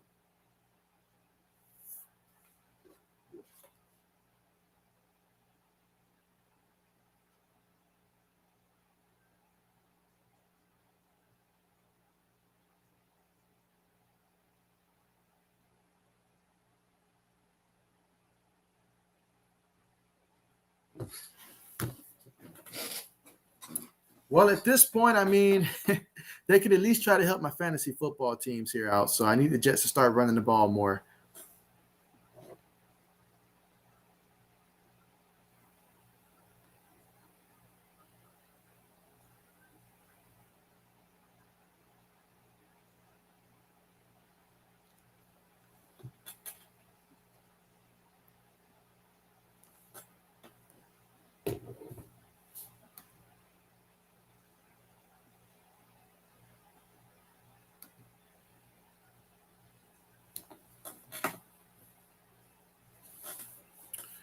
Let's see. But yeah, I mean, what a game Carson Wentz is having in this one. I mean, the Jets have been able to apply no pressure whatsoever. I mean, none whatsoever. But Carson Wentz is 19 of 22, 218 yards, 3 touchdowns, no interceptions, hasn't been sacked once. I mean, if you don't get pressure on him at all, you're going to make him look like a Pro Bowl quarterback. You know, like you really got to start getting pressure on him.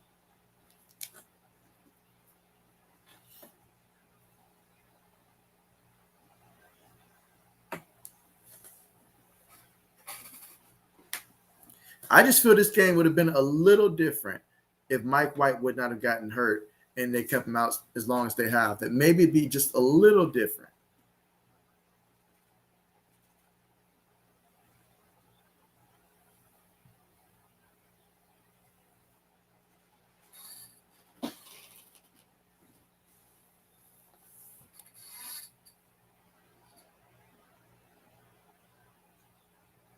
All right, kickoff is on the way. No return. Again, third quarter, 6 minutes and 54 seconds left to go. Colts are up 35-10 in this one. And so the Jets find themselves down 25. They find themselves without their quarterback out there, and they basically have to go the length of the field. Let's see, they're starting off at 25 at the 25-yard line. So, yeah, they got their work cut out for them.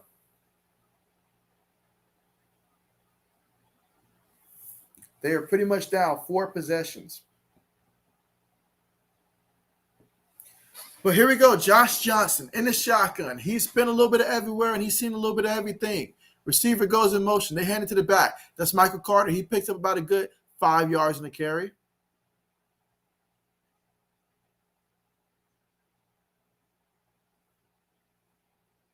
All right, you see the Jets here lining up. Look like they're about to do no huddle here, try to get some momentum here. They can't utilize too much time. So honestly, they don't have very much of a choice. Johnson takes a snap. Coach send forward. Johnson, look, he throws. Incomplete. Incomplete. He was going for Mims on the play.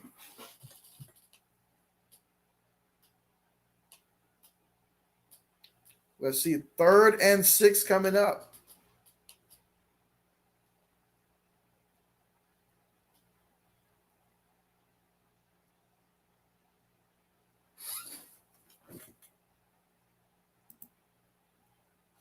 Let's see, football says the Jets coming into this game had the worst run defense in the league by far, and they're showing it tonight. They really are. Johnson takes a snap. Johnson throws it.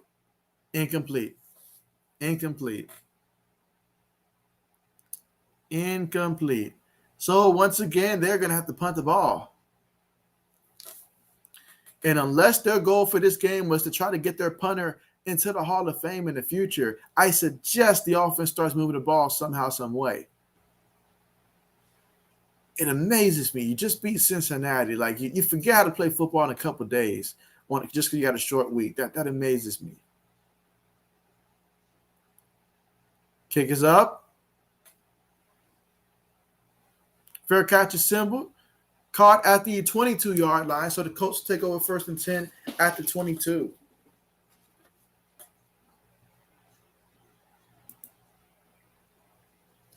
AD says, Jets, please make this more competitive. If only. But they find themselves down 25-8. The Jets, they took exception when the Patriots scored 54 points on them. They really did. So let's see what they do here. But they were not happy The Jets were not happy that the Patriots scored 54, but Bill Belichick was like, Patriots just running their offense. So let's see if the Colts can beat them the same way. Hines goes in motion, takes a snap, hands to Taylor. Taylor up the middle. Taylor's running. Taylor's still running. Look at this. Look at this. Look at this. The safety clearly never played Madden before because you never take that angle. And it's a 78-yard touchdown run by JT for the Colts, Jonathan Taylor. Look at that. If you've got this man in fantasy football, oh my goodness. Your opponent right now is just really mad right now with the Jets defense. I mean, my goodness. Look at this. This is the performance of a lifetime out there, guys. Wow. Wow. Who would have thought? Who would have thought? And there you go, fantasy, while the rest of the world may be in a slumber during this game. Not you. Oh, no, you love this one. You have to love it. I know you was going to love that one. 78 yards and a touchdown. Let's review what my man's done so far tonight because, I mean, what else do we have to talk about here? So, yeah, 18 carries, 172 yards. This man is averaging 9.6 yards a carry, 2 rushing touchdowns. His longest run of the night is 78 yards. I mean, who would have thought? I mean, he's doing so great. I mean, even the backup is out there having a field day, and that's what worries me. The Colts are up by so much. Nakeem Hines is about to go out there and do the same thing on the next time he goes out there. He's already got 4 carries, 73 yards, and a touchdown. He had a 34-yard run earlier. How your backup running back get 4 carries for 73 yards, averaging 18.3 yards a game, and you call yourself an NFL team, an NFL defense? My goodness. I don't know who should be more embarrassed. The fact that this team right here is getting beat like this for the second time in 3 weeks, or the fact that the Bengals let that team beat them. I don't know who should be more embarrassed right now. But, man, that does not look good. That does not look good at all. This Jets defense, I know they have a ton of injuries. Now, they do have a ton of injuries, so I will say that right off the bat. I know the Jets got a ton of injuries and all like that. But with that being said, these guys got to have more pride in their defense. You can't let them run and pass on you. They're beating you in every single category, every single statistic there is. You're not even trying at this point. You're not even trying at this point. Like, we could line the Jets defense up right now against the Division II school, and they still wouldn't be able to stop them from running the ball on them. My goodness. I mean, the Colts, they may get 500 yards rushing tonight. I mean, can we get an accelerated clock like we do in Madden? Can we just run the clock? And so fantasy, yeah, there you go. You say you would have thought. There you go. There you go. Imagine if somebody didn't start Jonathan Taylor tonight for whatever reason. Imagine how much they're kicking themselves if they have him on their bench. Meanwhile, Johnson takes a snap, hands it to Carter. Come on, Carter. You see what the other team doing. Try to match that, man. Do something. Do something. He picks up a couple yards on that one, about 3 yards. 2nd and 7 coming up. Come on, help my other fantasy team out. Get me something, man, something. Look at that. 0 first down for the Jets this half. I mean, it's a slaughterhouse right now. Look at this. Out of the shotgun, takes a snap. Johnson's looking. He tosses it. That's Carter. Carter, he's got the first and then some. Okay, Michael Carter. Get you about a good 19 yards. There you go. Every point of help. Every point of help. Every point of help, you're helping one of my fantasy football teams like that. If you can get into the end zone, Carter, that'd be great. That will be great if you can get to the end zone. But here we go. Johnson up under center. This time Johnson's in the backfield as well. If they throw this ball, it better go to Elijah Moore. Matter of fact, I don't even see him out there, come to think of it. Takes a snap. Johnson's looking. Colts sending 4. He's got all kinds of times. He throws it. And it is caught near the sideline with an excellent catch by Denzel Mims with the reception. Gain of about 20 yards. Okay, takes it all the way to about, goes like 33-yard line. Okay.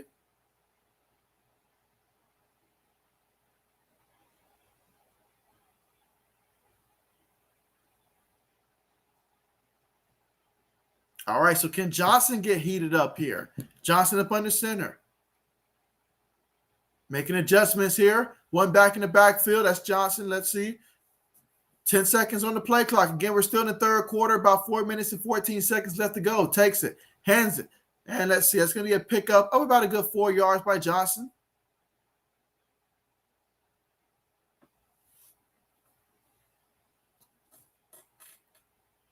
All right, here we go. 2nd and 6. All right, 2nd and 6. Here we go. 1 running back, 3 wide receivers, got 1 tight end out the shotgun. Johnson takes the snap. He's looking. He throws it. It is complete. That is Cole with the reception.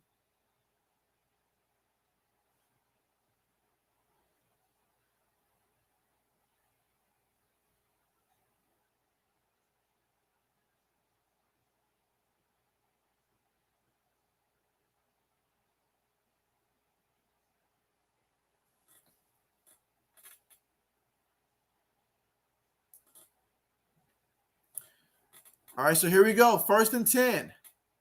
Let's see. A ball at the 19-yard line at the Colts. Johnson up under center. Receiver goes in motion, takes it. Play fake. He's looking. Johnson throws it. And it is caught by Elijah Moore. How about that? Oh, that is just beautiful for my fantasy football team. Just beautiful right there. Touchdown for the Jets. It's probably not going to help them win this game, but it's going to help my fantasy football team out huge. That was huge right there.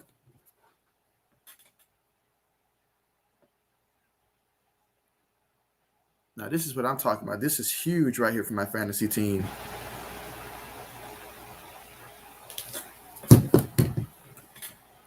And so let's see. Yeah, 80 says it's caught. There it is. It is. I mean, hey, Elijah Moore, he's finding the end zone. So I'll say that. I say feed it to him more. Why stop now? Feed it to him more. All right, so Johnson for the 2-point conversion. He's looking. He's going to scramble. Nah. He loses a yard on that one. No, not even close. So the score right now is Colts are up 42-16. The Jets scored a touchdown. Did it really make a dent in the score, though? 42-16? Probably not so much. But it helped my fantasy football team. Because my opponent has Hines and I have Moore, and their scoring is almost even. So I need for Moore to give me some more.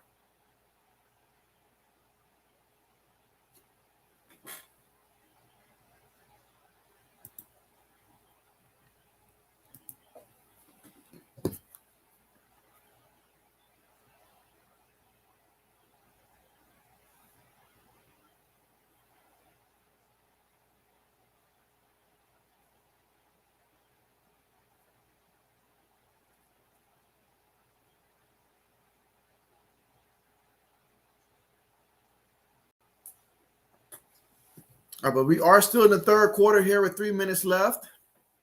Good for the Jets. They were able to get into the end zone there. But we're going to see what the Colts can do here. They've been able to run at will, guys.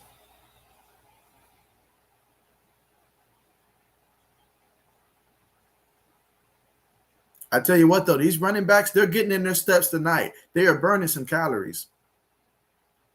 All right, scrib kick across the middle. Oh, look at that. He can't handle it. Okay, he gets it at the 15. He's running, trying to make something happen. He's brought down at the 18. Excellent decision to scrib kick it. But if something's going to happen, they got to force some turnovers. They need to get some lucky turnovers for some touchdowns and stuff. And they got a lot of work to do. A lot of work to do.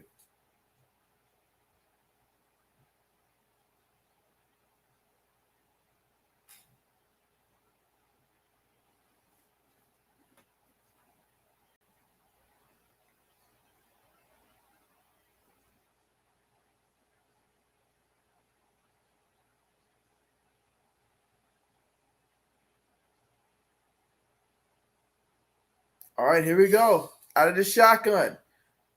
2 receivers, 2 tight ends, 1 running back. Takes the snap, hands it to the running back. The running back is Hines, and Hines. He gets back to the line of scrimmage, maybe picks up a yard.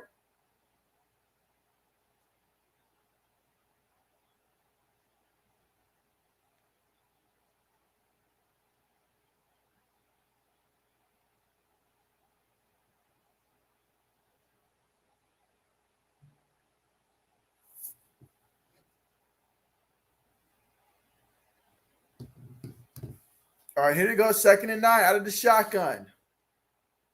Again, 2 receivers, 2 tight ends. Pascal goes in motion.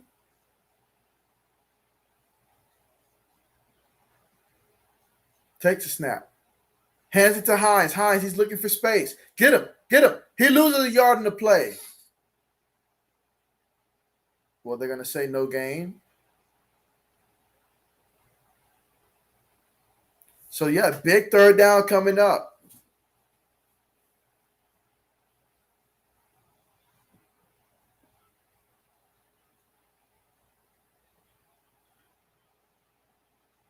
Again, they're facing the 3rd and 10 right now.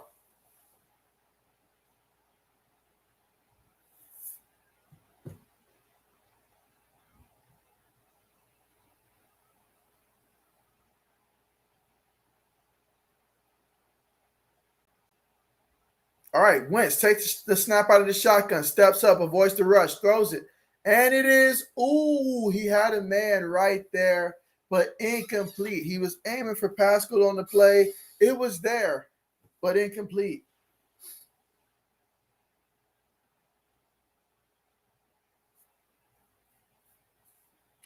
Just end up missing it.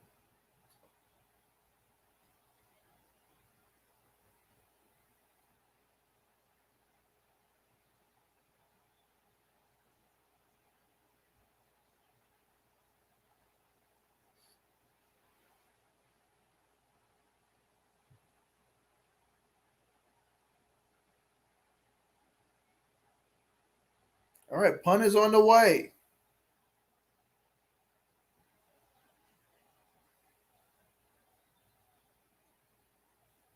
All right, so they got a penalty there. So let's see if the Jets can score again here. Let's see if they can score once more. If they score another touchdown here, then maybe if they score 2 more touchdowns and can hold the Colts, maybe we might consider the possibility of a potential comeback or something. Who knows?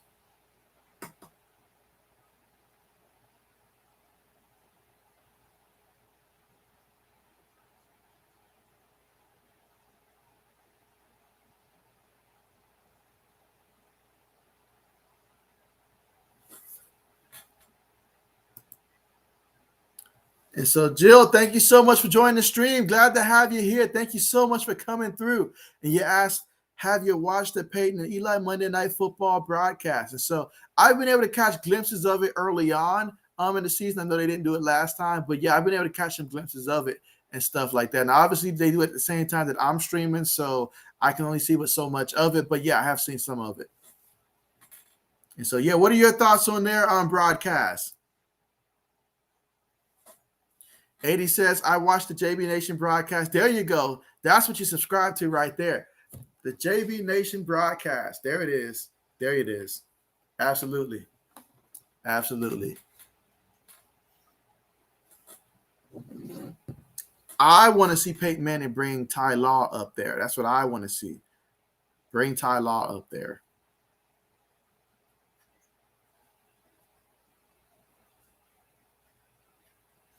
But yeah, right now the score is 42-16 at this point.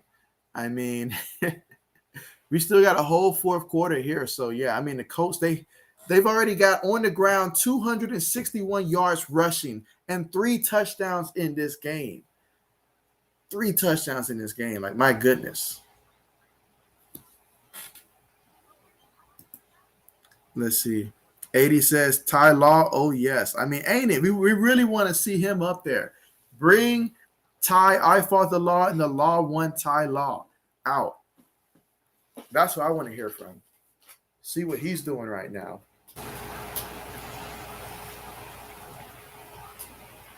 Oh, yeah, Ty Law, definitely one of my favorite, all-time favorite Patriots players, especially on the defense side of the ball, but just in general.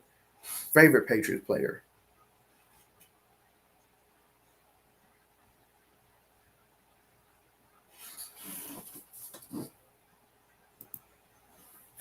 Let's see. Jill says, I feel bad for Mike White. I think this game would be closer if he didn't get hurt. I agree with you.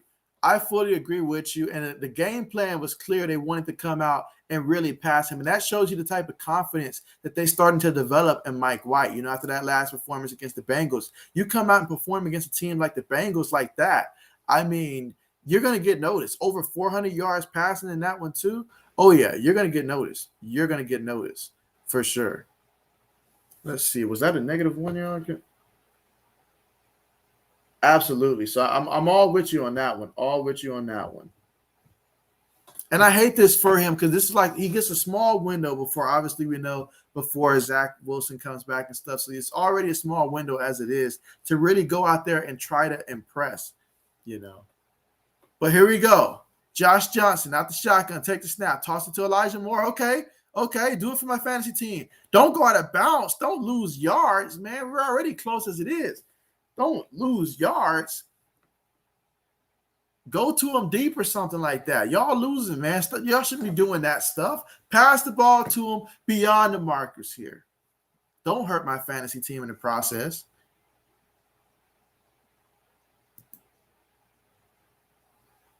Here we go, 2nd and 1. Johnson looking. Johnson steps up. Johnson throws it.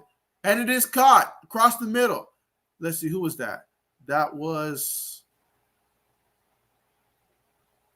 Cole. Okay, that was Keenan Cole. Okay. Excellent job receiving that one, though. Excellent job. But let's see. Fantasy says they should bring Ocho Cinco on Monday Night Football. Hey, that would be nice. If you bring him in there, bring in Ray Lewis as well. I would love for him to ask Ray Lewis why he hit him so hard on that play that they had on that 2-point conversion when the Bengals played the Ravens back then. That was one heck of a hit, though. Like, but hey, though, Chad Johnson back in the day, that was something serious right there. Him, TJ Husmanzada, all those guys, that was fun to watch. Let's see, Michael Carter gets about a good 4 yards on the carry. And not just them. I mean, the guys they had on the offensive line back then for the Bengals as well.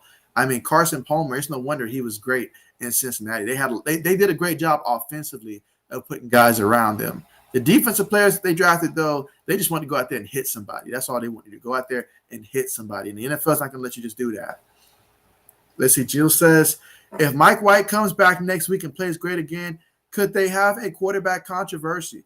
You know, I was thinking the only way that you can realistically at that point with a quarterback like Zach Wilson develop it into some type of quarterback controversy, he would have to, 1, finish the rest of the season. He would have to, 2, put the Jets actually inside the playoffs for that to happen. I don't think 4 games would be enough for him to override the first overall pick. I mean, well, their first overall pick, I should say. So, yeah, when you draft your franchise quarterback like that, no. If anything, though, he secures the backup role so that way next year, if he comes in and does it again and Zach Wilson struggles, then he has the opportunity to take over next year. So he's playing right now to where they can possibly keep him on the roster next year as the for sure backup. They don't need to pick up a guy like a Joe Flacco or something like that next year if they got Josh Johnson. I mean, not Josh Johnson. If they got Mike White and he goes out there and performs at a high level the way that he has so far. But yeah, I think it would take a 2-year process right now to unseed that. But crazier things have happened. We've seen teams turn on a guy after 1 season, so it's certainly possible.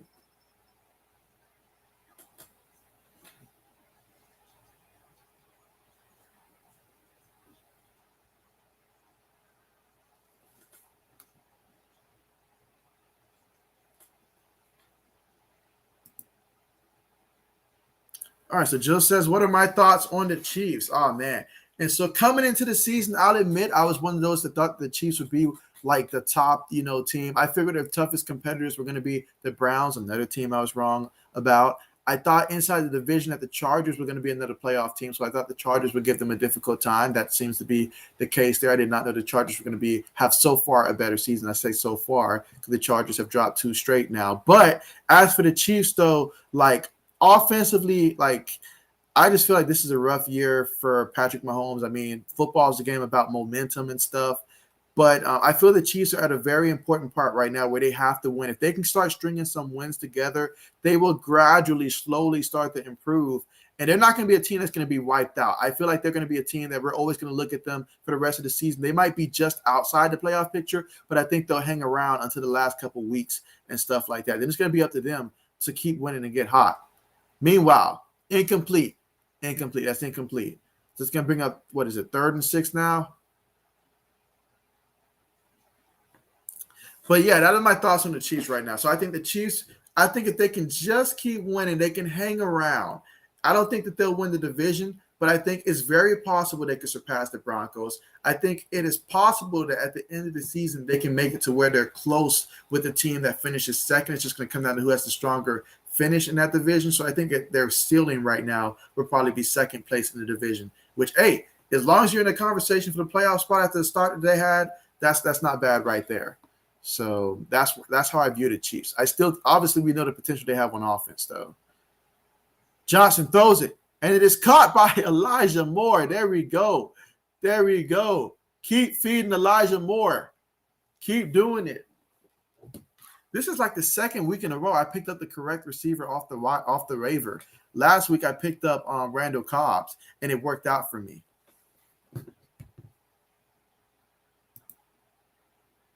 All right, here we go. 1st and 10. Johnson up under center.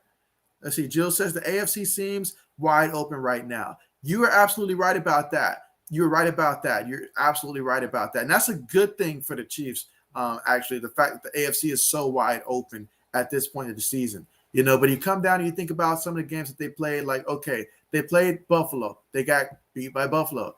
I think they played Tennessee as well, beat by Tennessee as well, and all like that. So they've lost some of those close games already. They've already lost to the Chargers once and all like that. So you cannot lose those head-to-head matchups right now if you can't see it. The good news is they did beat a team like the Browns. They did, but right now the Browns are struggling as well. But should it come down to either of those two teams, they'll have the tiebreaker. I think it's going to come down to those head-to-head matchups, having the tiebreaker in that one. Meanwhile, Johnson running, having to run for his life back there, still running. Gains about 3 yards on the carry there. Oh, Josh Johnson. He knows a thing or two about moving around now. I mean, whether we're talking different teams, whether we're talking about in that pocket, he knows something about moving around. But yeah, the AFC, I mean, my goodness, it's wide open. I mean, I'm still having a little bit of faith right now for my Patriots. I'm a Patriots fan, and I'm starting to develop a little bit of faith. If we can go down to Carolina and beat them and go to 5-4, I'm starting to be like, you know what? The AFC, there's a lot of teams that, like towards that bottom end, it's going to come down to the final stretch, so that playoff spot is a wild card or something like that, maybe. We'll see. But Johnson in the shotgun, takes a snap. That should be a free play. He throws it, and it is complete. All right, and that was Smith with the reception. 12 yards. Defense jumped offside there, but it won't matter. 1st and 10 at the Colts 14-yard line. So far this drive, 8 plays, 52 yards. I mean, you have to wonder, where was this particularly in the second quarter when they really needed to move the ball like this and keep up with the Colts when they were scoring? Where was this? But that was one heck of a throw, though.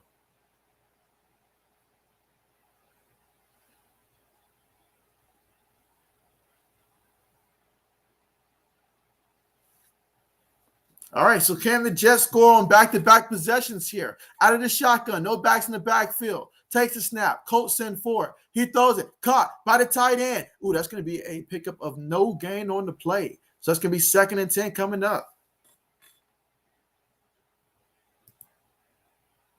Let's see. 80 says, JB, do you think there will be OT?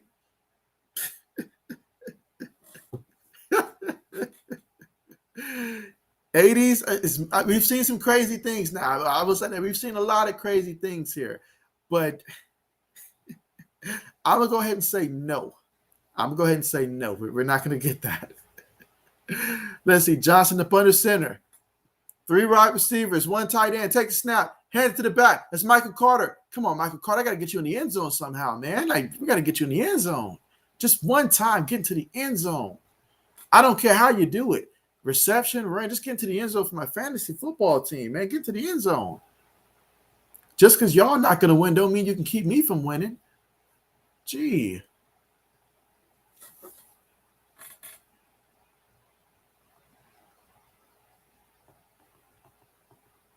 Where's Elijah Moore? I need Elijah Moore in there. Need to target Elijah. I don't see Elijah Moore in there. Somebody call timeout here. Here we go, 3rd and 9. Out the shotgun, take the snap. Looking, throws. Ooh, and it's caught by the tight end, Ryan Griffin. So how about that?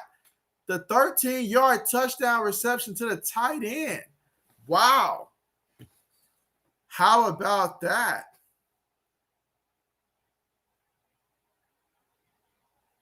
Another good throw by Josh Johnson. Is New York becoming a plug-and-play type of situation at quarterback?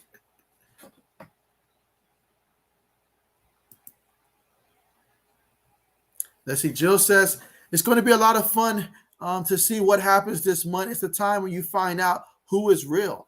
Absolutely. Absolutely. We like you hit that one on the nail right there, nail in the coffin on that one. Like, just to matter of fact, give me 1 second here. Let me see something.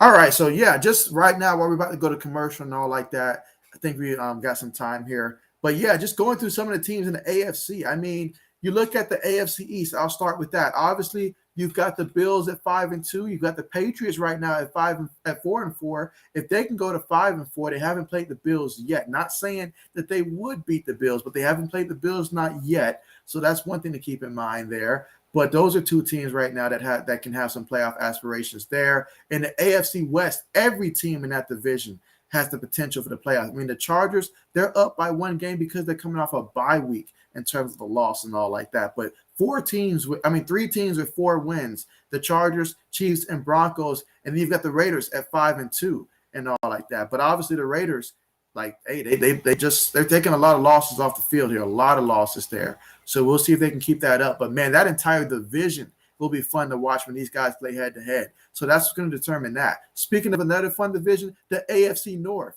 You've got the Ravens in first place at 5-2. You've got the Browns at last place at 4-4.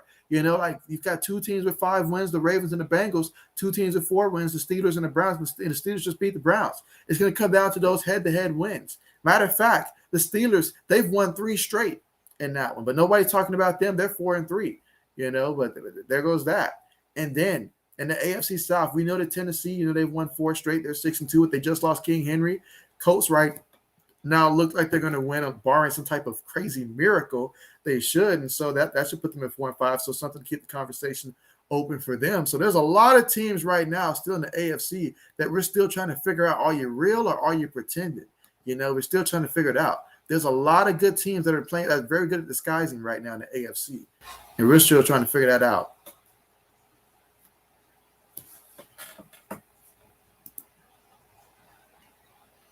Let's see. Fantasy says, how many points does your guy have? And so that's a good question. Let's go ahead and take a look real quick. So let's see. Elijah Moore for right now for one of my fantasy teams. He's got me 24.50 points in this one. So that's very good. The problem is that Hines, the person I'm going against, has Hines, who has 20.80 on that one, but I still got more in that one. But I've also got the Colts defense, and they've only got me 3 points right now, so that's not good. That's not good. Let's see. My other team, though, let's see. All right, so my other team, the one that I have, Michael Carter, he's got me 9.20. I needed Michael Carter to get into the end zone. I need him to get into the end zone before this one is over. Like, just find a way to fall into the end zone with the football, Michael Carter. Just do it for me one time. All right, kick is on the way. Another script kick here. Okay, we're going to get a return. Okay, he's at the 20, 25. Oh, what a hit. What a hit that was. Takes it all the way to the 25.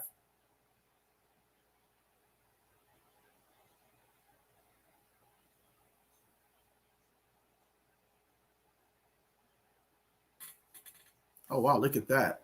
Number 1 scoring offense and number 1 scoring defense. When your defense gets your points, my goodness, look at that. I don't think the Chiefs are going to keep turning the ball over like that, though. Like they mentioned, leading the league in turnovers. I don't think they'll continue to turn it over like that. Yeah, I have to assume that at some point they'll get it together. But, yeah, I'm not ready to punt on the Kansas City Chiefs yet. Meanwhile, Wentz throws to the tight end. Oh, that's Mo Alley Cox. He's running. Look at him run. Look at him. Looking for the contact on that one. That's 28 yards all the way to the Jets' 47-yard line. 1st and 10 for the Colts at the Jets' 47-yard line. Here we are in the 4th quarter with the Colts up 42-23. 10 minutes and 18 seconds left to go. The Jets, they scored touchdowns on back-to-back drives, but it honestly almost doesn't feel like it. They still find themselves down by a lot here.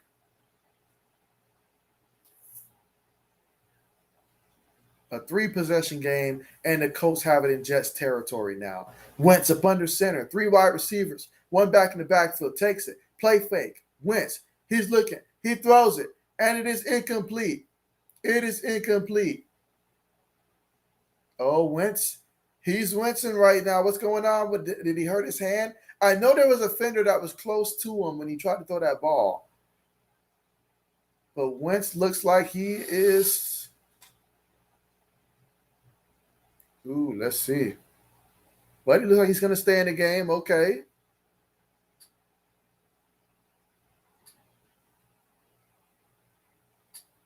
Carson Wentz is having one heck of a game, guys. Like when he gets streaky like this, if you don't get pressure on him, he can pick you apart.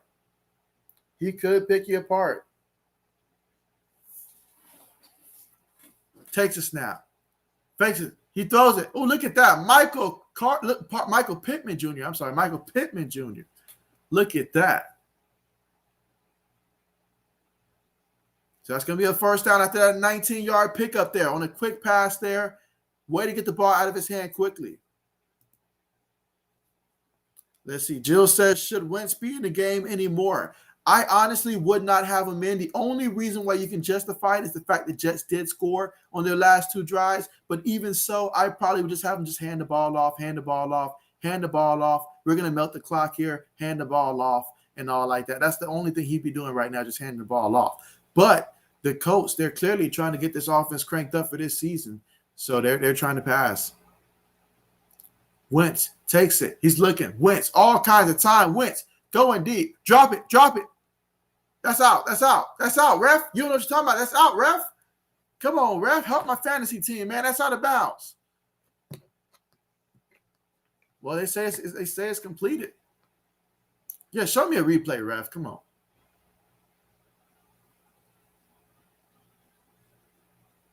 Yeah, that's out of bounds, ref. Come on, man.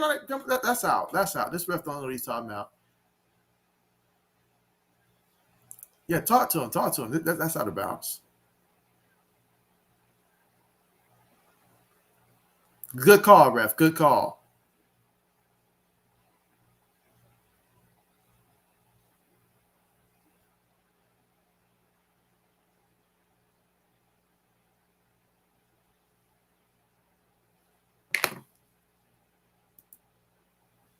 Let's see. 80 says, JB starts Carson Wentz every week. I don't even roster him. Sad part is I had him on one of my fantasy teams last year, though, when he was with your Eagles, and he let me down real bad. He's the reason why I had this one team that was built to win, but we didn't have a quarterback. And Carson Wentz, he decided he didn't even want to show. He didn't want to talk to the coach no more. Didn't care about my fantasy football team. Didn't want to talk to the coach no more. Meanwhile, 7-yard completion there. Carson Wentz throws it to Patman there, and so it's going to pick up 7 yards. Now we're looking at 3rd and 3 at the Jets' 21-yard line.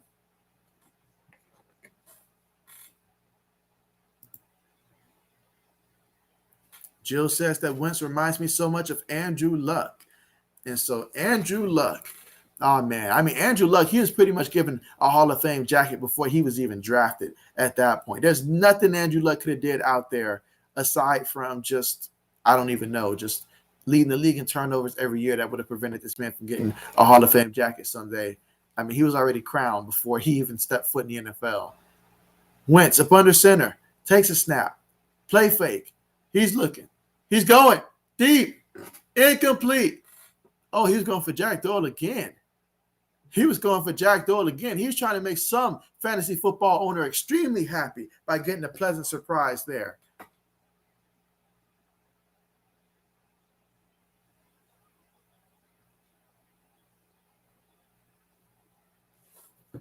What they should have did was put Elijah Moore back in the game and throw it to him. That's what they should have did. I'm not Elijah Moore. I'm sorry. They should have gave the ball to Jonathan Taylor. Jonathan Taylor could have taken it all the way. All right, good practice here for Bagley. Let's see. Bagley, can he bag it? He does, right down the middle. 45-23, Colts over the Jets. 8 minutes and 1 second left to go here in the 4th.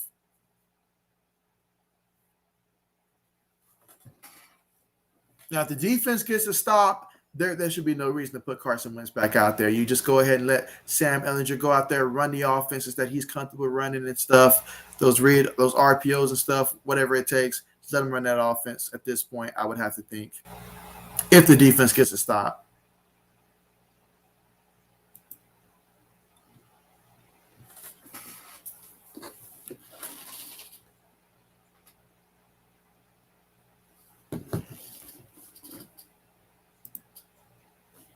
And see, Jill says, I still have a hard time remembering some of these jersey numbers since some of them have those single digits. Yeah, that definitely was something that took a good minute to get used to seeing and stuff like that. Honestly, that was one of the things that I was afraid of, because I was like, for college football, I love it. But for the NFL, I was kind of more along the line of, I like the traditional like numbers and stuff. It's easy for me to identify who's a safety and stuff. But now I got a guy who looks kind of swole and stuff like that. I'm like, is he a linebacker? He's wearing number 8. Is he a safety? What is he? Is he the line? I don't know what he is, but I think I'm getting a lot better at identifying them. But some of them, if I'm not familiar with them and I haven't seen them this season yet, then yeah, that can be confusing. But what gets me is a guy like, like someone like a James Robinson, who was a undrafted rookie last year. Got used to seeing him in his old jersey number, and then this year swapped it up and stuff. And I was like, I don't know. I'm still looking for that old jersey number every time I'm looking for James Robinson. So still getting used to that. But yeah, that was definitely an adjustment to get used to, for sure.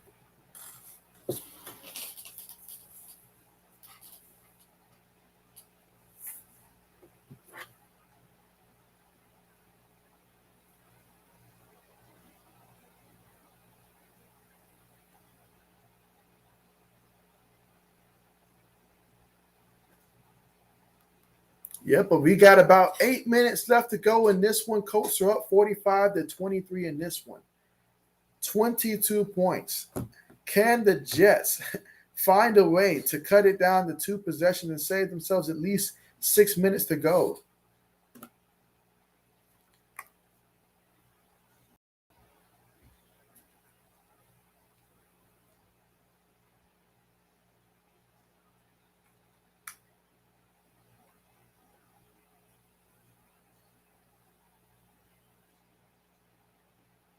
All right, kick is on the way. Are we going to get a return here? Okay, let's see. 10, 15. Brought down at the 20. Okay.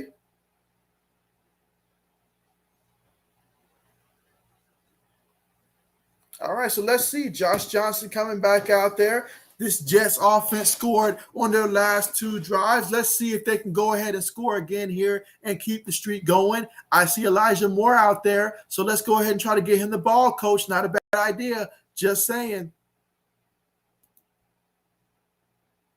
Let's see. Jill says, this is definitely one of the best streams I've seen on YouTube. You do a great job, man. You know your football. Hey, I appreciate you. Really mean it. I really appreciate you. It's a lot easier when the games are close. But when the games get one-sided, it takes a lot more work. But I appreciate you. Thank you so much.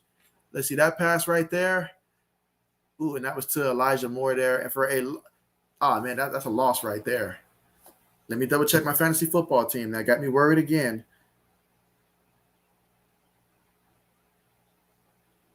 All right, let's see what we got here. Okay, Elijah Moore putting in work.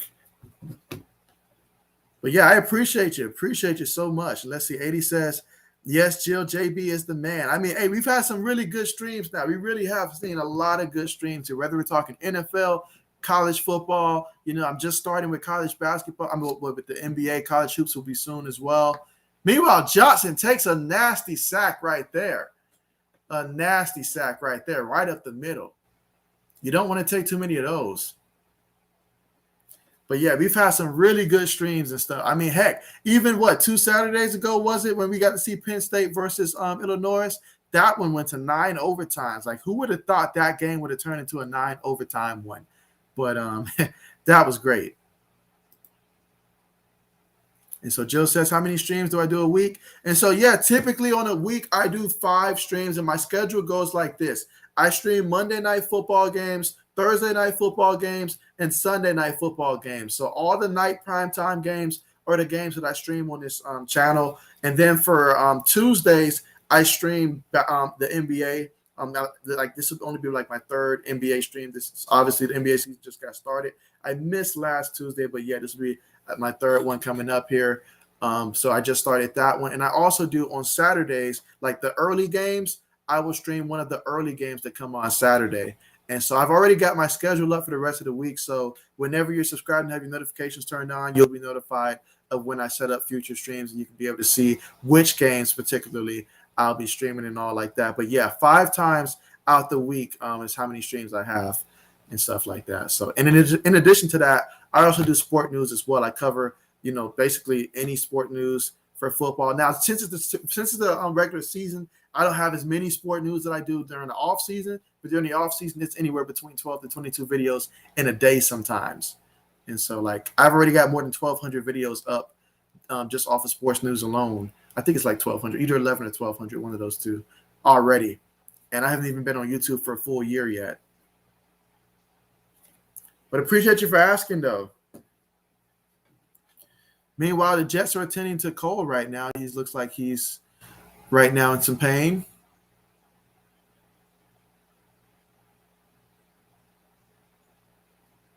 But yeah, Josh Johnson. I remember I remember one time the Vikings, when they had, this was back when they had Adrian Peterson, like towards his still in his prime and all like that. Josh Johnson, quarterback for them. I know he quarterbacked for the Buccaneers one time as well. I mean, Josh Johnson, he went around the league. Let's see. Joe says, do you do any sports news relating to the NFL draft in the offseason? So what I will do is, typically last year when I came to the draft, this year when it came to the draft, it was really my first year going through the draft experience and stuff like that. And so what I did was I mostly focused on the undrafted free agents and where they ended up signing, because I realized all the other YouTubers, they focus on the ones who get drafted in the first round and all like that. And then, those guys. So I start really focusing on the guys who don't get drafted. Like, I will do some stuff for the guys who get drafted, but my intention once the draft is over is immediately turn into the guys who go undrafted and where they end up at. And so I realized that was something that was really kind of my niche when I first got started, and a lot of my subscribers came from that period. And so that is something that I focus on a lot. But this year, I do want to take it a step further and actually get some more stuff out there. Last year, I was still learning a lot of stuff. And so next year, I'll have that knowledge from that, and I'll continue to build from that. So I'll be having some stuff for the NFL draft as well coming up, especially since I do stream college football, so I have a better idea of a lot of the prospects that will be in the draft. Meanwhile, Johnson takes a snap. Johnson avoids the pressure there. He's still running. He's going to scramble. Look at him. Look at him. What a nice run. Way to get the first down there. They may not win this game, but at least the offense is waking up right now. I mean, for the way these quarterbacks are playing, if I was the Jets, I would ask the NFL if they can rescind the trade for Joe Flacco and get my draft pick back, because they don't need him. The way these guys are coming in here. Let's see. 80 says, if JB could start Spencer Rattler for his fantasy football, he would. I would never start Spencer Rattler. Wouldn't do it. They hand the ball. Let's see. This is Johnson. He gets a good about 9 yards on that carry. Okay. I think I got Johnson in one of my leagues. I feel like I got him in one of my leagues. I don't know which one, because I got so many. I've got 3 teams, so I think he's on one of my teams, because this was a desperate week right here. But absolutely not. 80s, absolutely not. No, I wouldn't wish Spencer Rattler right now on any team right now. He needs to stay in college and try again next year. Josh Johnson overthrows everybody there. Incomplete. Just run the ball. Ain't nothing wrong with that. Just run the ball.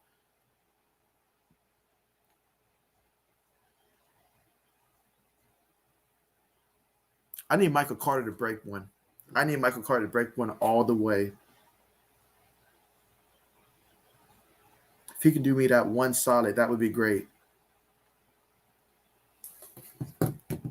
But yeah, that's definitely good, because I have been thinking about the offseason and stuff like that. I mean, because honestly, the moment that free agency kicks off, I don't stop like going full time. I'm talking about the weekends as well. Like, I go full throttle during the offseason all the way until probably once we get past the preseason stages And then like a lot of the news starts to like, I'm not going to say calm down, but it like slows down to where I'm not posting 12 plus a day. But I was consistently posting 12, closer to that 22 mark. One time I did hit 22 in a day. And so absolutely. All right, out of the shotgun, Johnson takes a snap, throws it, and it is caught. Nice. Elijah Moore. That makes me happy right there. That makes me happy. Let's see. Jill says, you love the NFL offseason? Oh, absolutely. Absolutely. I remember growing up and like anytime, like because being a Patriots fan and all like that, I always got excited because I never knew what was going to happen during the offseason unless I knew we had a lot of guys that was in their last year of their contract. I knew Bill Belichick was not going to re-sign them. And so I knew that was going to be tough, especially cornerbacks. If you're a cornerback, Bill Belichick's going to let you walk. He feels he can, and he does a good job at it too, so I can't blame him. But I'm like, are you sure, coach, you don't want to keep Asante Samuels? I'm like, you already trained. I'm like, are you sure you don't want to give him the money? You sure you don't want to keep a Ty Law or someone like that? You know, or, you know, either that or a defensive lineman or something like that. You know, like, you sure you don't want to keep a Richard Seymour, a Chandler Jones or someone like that? Are you sure, coach? But, yeah, coach let him walk. Offensive lineman, though, he'll pay you one time. But after that, yeah, you're about to hit the market after that. Like, he's gotten all he can get out of you at that point. Running backs, he's going to ask you to take a pay cut. Like Garrett Blunt kept taking pay cuts after pay cuts after pay cuts. I'm like, coach, he just led the league in rushing touchdowns. You want the man to take a pay cut? But, hey, that's Bill Belichick for you. And so let's see. Sai says, do you start Jalen Waddle or Devontae Parker? That is a good question. I would probably go Jalen Waddle this time. I'm thinking Jalen Waddle is the route that I would take in this one. I love Jalen Waddle, and I feel like with this matchup right here against Houston Texans, this could be that matchup for him. So I would go Jalen Waddle. And so, but yeah, absolutely. Appreciate all the questions here for fantasy football. Because when I first created my channel, I did want to do more for fantasy football. It's just, I don't know. Like sometimes you start and this is the direction they pulled me in. So absolutely. So Johnson throws it, and it is completed for about a good 5 yards on that one, 3rd and 5. Oh, wow. Look at the AFC playoff picture that they're showing right now. Look at the teams. I mean, just seeing that my team is my Patriots. Oh, man, maybe I should root for a loss between either the Steelers or the Chargers just to put the Pats up, especially if the Chargers were to lose and we were to win. That would put us in the Chargers spot right there. It's never too early to start looking at the playoff picture. Never too early. Meanwhile, Johnson takes a snap, looking, throws, and it's caught. That's Johnson. Look at Johnson stay on his feet in the end zone. Look at that. He's going to make someone extremely happy as well. And so I think I also got him in one of my leagues as well. Got to check that other league. Let's see. Did I start him is the question. Please tell me I did. Please tell me I did. I didn't. Shame on me. How could I not do that? Shame on me. I'm disappointed. Let's see. Jill says, have you seen the Bill Belichick A Football Life documentary? Highly recommended. And so I actually do need to check that one out. I've been meaning to. I still haven't for some reason, but I've been meaning to. I really need to. Meanwhile, extra point is up, and it is good. All right, so we got a 15-point game here. If I'm the Jets, you just roll the dice and maybe kick the onside kick, and who knows, maybe if you get that, you got all 3 timeouts. You can score before the 2-minute warning, stuff like that. And then, you got 3 timeouts to work with. And, I'm just saying, if we're going to make this interesting here, make them sweat a little bit, why not?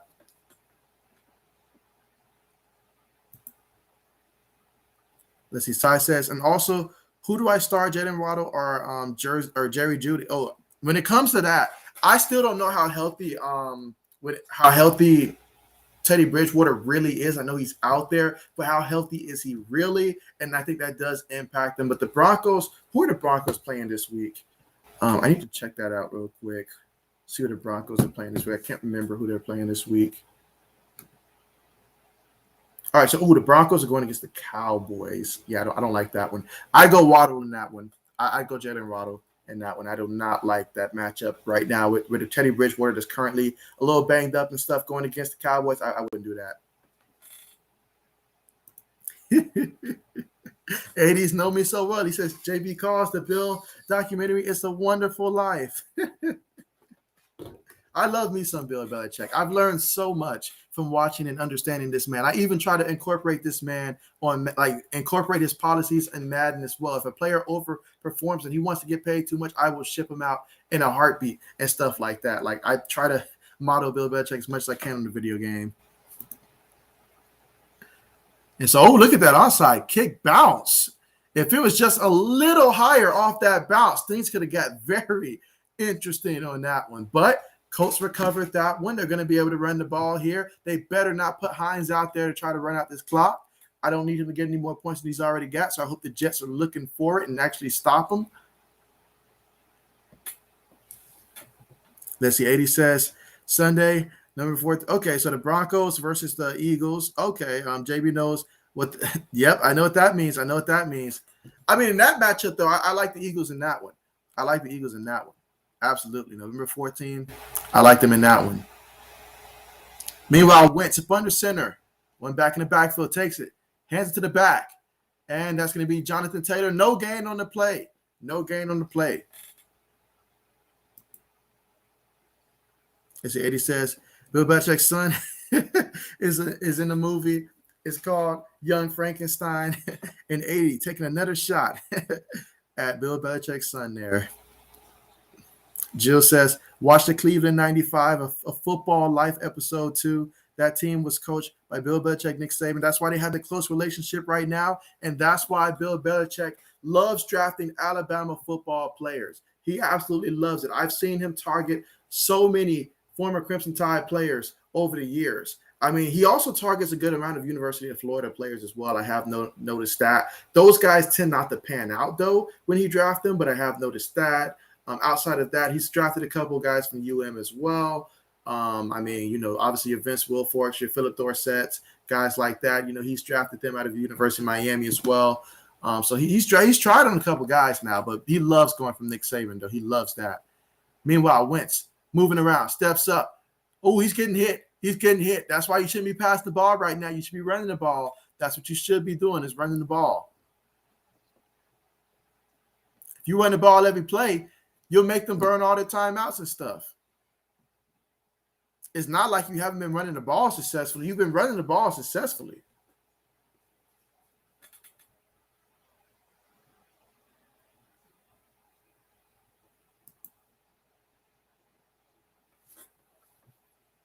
What I love from Bill Belichick is the way that when it comes to the draft, it's not so much what he does in the early downs. Now, for him, I prefer he draft an offensive lineman or either a defensive end or something or linebacker in the first round because he tends to hit on those.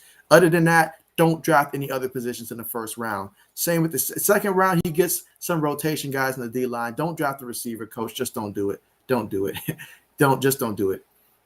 Same with the running backs in the second round. Just don't do it. You can pick up a free agent or something. But when it comes to like late in the draft on day 3, oh, Bill, he'll kill those. He will kill those. Wentz going deep. Wentz threw it up. Wentz missed everybody. So now he stopped the clock. Now it's 4th down. Now they got to punt the ball. And now the Jets can try to score a touchdown and make it a one-possession game and maybe even get an onside kick. What was they thinking, though? Like, I don't know what they were thinking. Let's see. Jill says, will McDaniels take over for him when he retires? Jill, I would love to see McDaniels take over. That's who I have taken over when he retires. But unfortunately, I think that Bill Belichick would hand it over to Matt Patricia if he were to leave. I think that they would give it to Matt Patricia. But I'm hoping that it would be Josh McDaniels.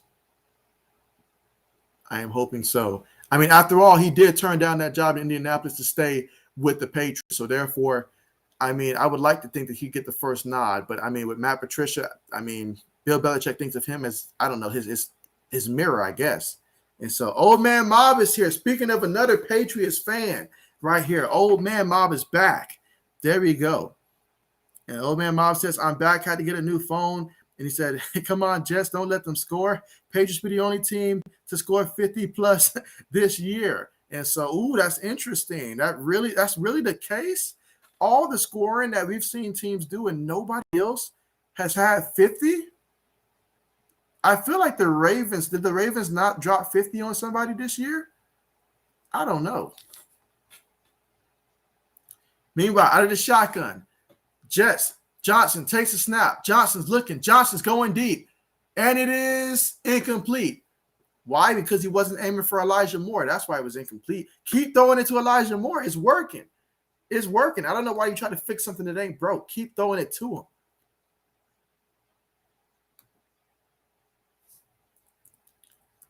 That's what I would do. Just keep throwing it to him. All right, give me 1 second here. Got to check something real quick. Ooh. All right, here we go. 2nd and 10. Johnson looking. Johnson has time. He throws it. And it's dropped. It is dropped by Mims. That's a big time drop right there. You catch that, you already got the first.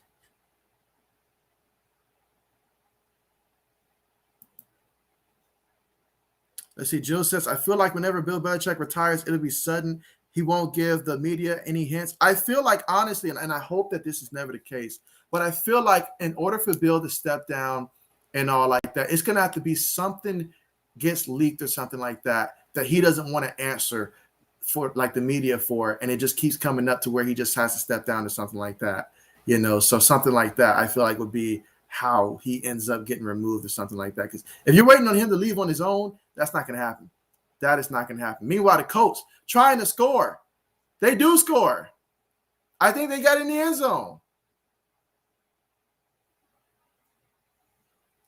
But so many scenarios. It depends on when he actually steps away from me in terms of who takes over, in my opinion. Okay, that ball hit the floor. That ball rolled on the floor. Okay.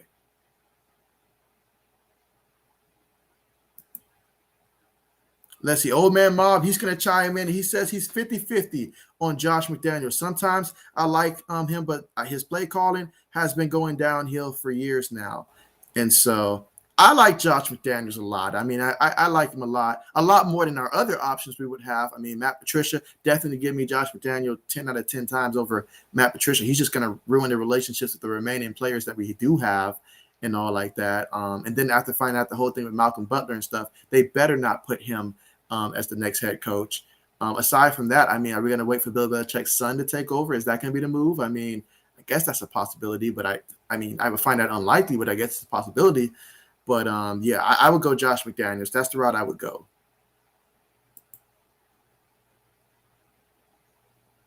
All right, so here we go. 4th and 10.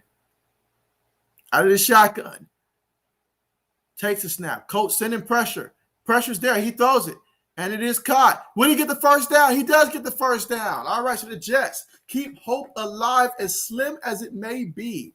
It's still alive, which means my fantasy football team can still potentially rack up some more points. Let's see. 80 says, JB will know when Bill Belichick retires, he will feel a disturbance in the force.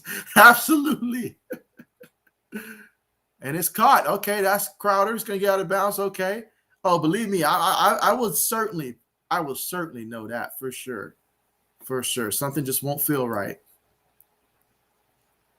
As the old man Mob says, the Ravens' highest score this year is 41. A lot of teams have scored 40 to 49 points, but we're the only team to score 50 plus. That feels good. That feels good. That really feels good. Wow, that feels good. I mean, many times you probably felt like Buffalo would have done something like that this year, but I guess they didn't do it. So kudos to the Pats. Meanwhile, 1st and 10 out the shotgun. Johnson, he's looking. He throws it. Throws it to the tight end. And the tight end lowers his shoulder. Stays in bounce, though. Stays in bounce. Clock's still ticking. Should have threw it to the running back. 2 minutes and 10 seconds left. I mean, just how amazing the comeback this would be if they actually pulled something crazy like this off. Takes a snap. He's looking. He throws, and it's a reception. Okay. So Josh Johnson heating up. He is heating up, guys.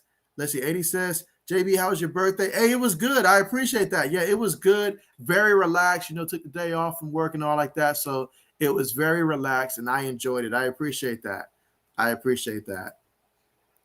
Let's see. Old man Mob says, I'd rather have Josh McDaniels than Matty P as head coach. Absolutely. Fully agree with that statement. Absolutely. 80 says, good night, JB and everyone. I have work in the morning, and I have to see what happened to my Bojangles order. He's never gonna let that one go. But yeah, I appreciate you for coming through once again. You have a great night, and you already know Saturday I'll be having that stream again for college football. This time it'll be my Ohio State Buckeyes versus the Nebraska Cornhuskers. That's the game that I'll be streaming there. So yeah, we'll get to see my Buckeyes for a second time. I think I'll be streaming them this time. So there you go. But yeah, definitely take care and looking forward to seeing you next time. Jill says, this game is getting very interesting now. It really is. I mean, it really is. The Jets right now, they've outscored the Colts in the fourth quarter, 14-3. I mean, they're finally moving the ball. I mean, Josh Johnson, he's heating up right now. So let's see what happens. Out of the shotgun, takes a snap. He's moving. He throws it. And it's caught again by the tight end. I mean, Wesco hasn't gotten this many targets probably throughout all of his entire playing time up to now.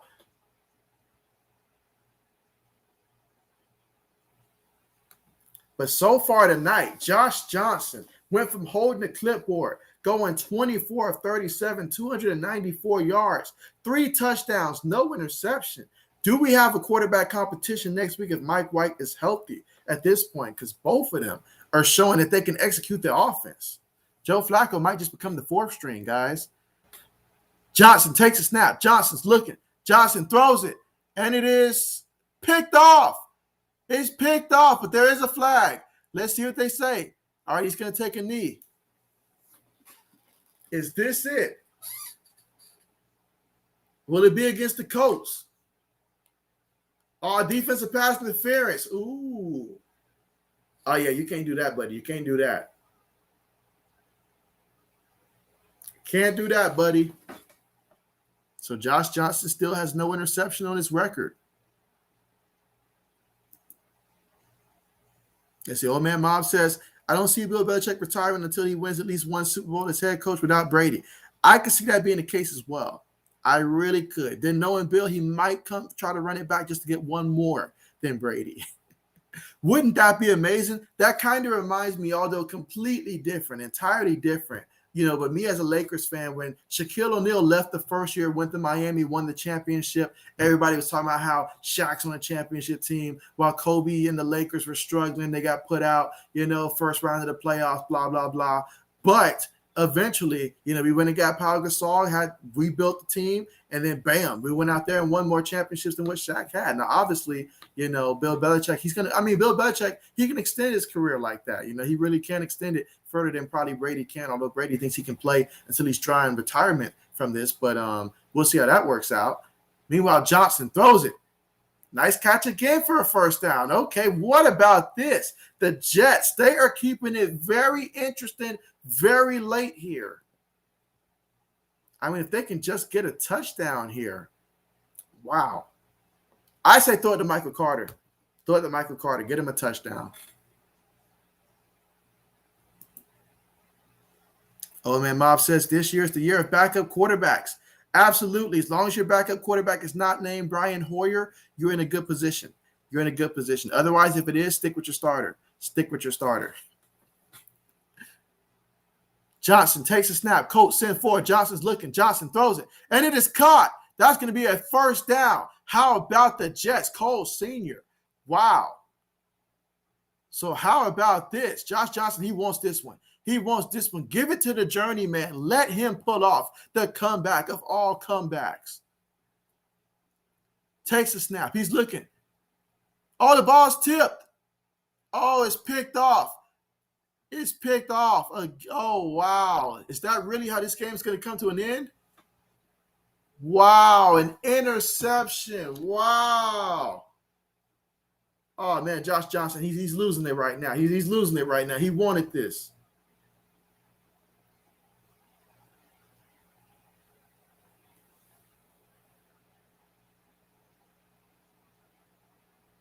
Oh, man. That hurts. I feel his pain right there. I feel his pain. Jill says these Jets backups have played well. They have played absolutely well. Like, you have to wonder which backup do you go with next week, honestly, because both of them, they're looking really good, honestly. But they still lose the game 45-30. A lot of scoring and a lot of scoring late came by the Jets here. I mean, 20 of their 30 points came in the second half. 14 of those 20 points came in the fourth quarter. But ultimately, they dug too big a grave to try to get out of, and they ended up losing this one by 15 points. Carson Wentz and company going to come away with the W here.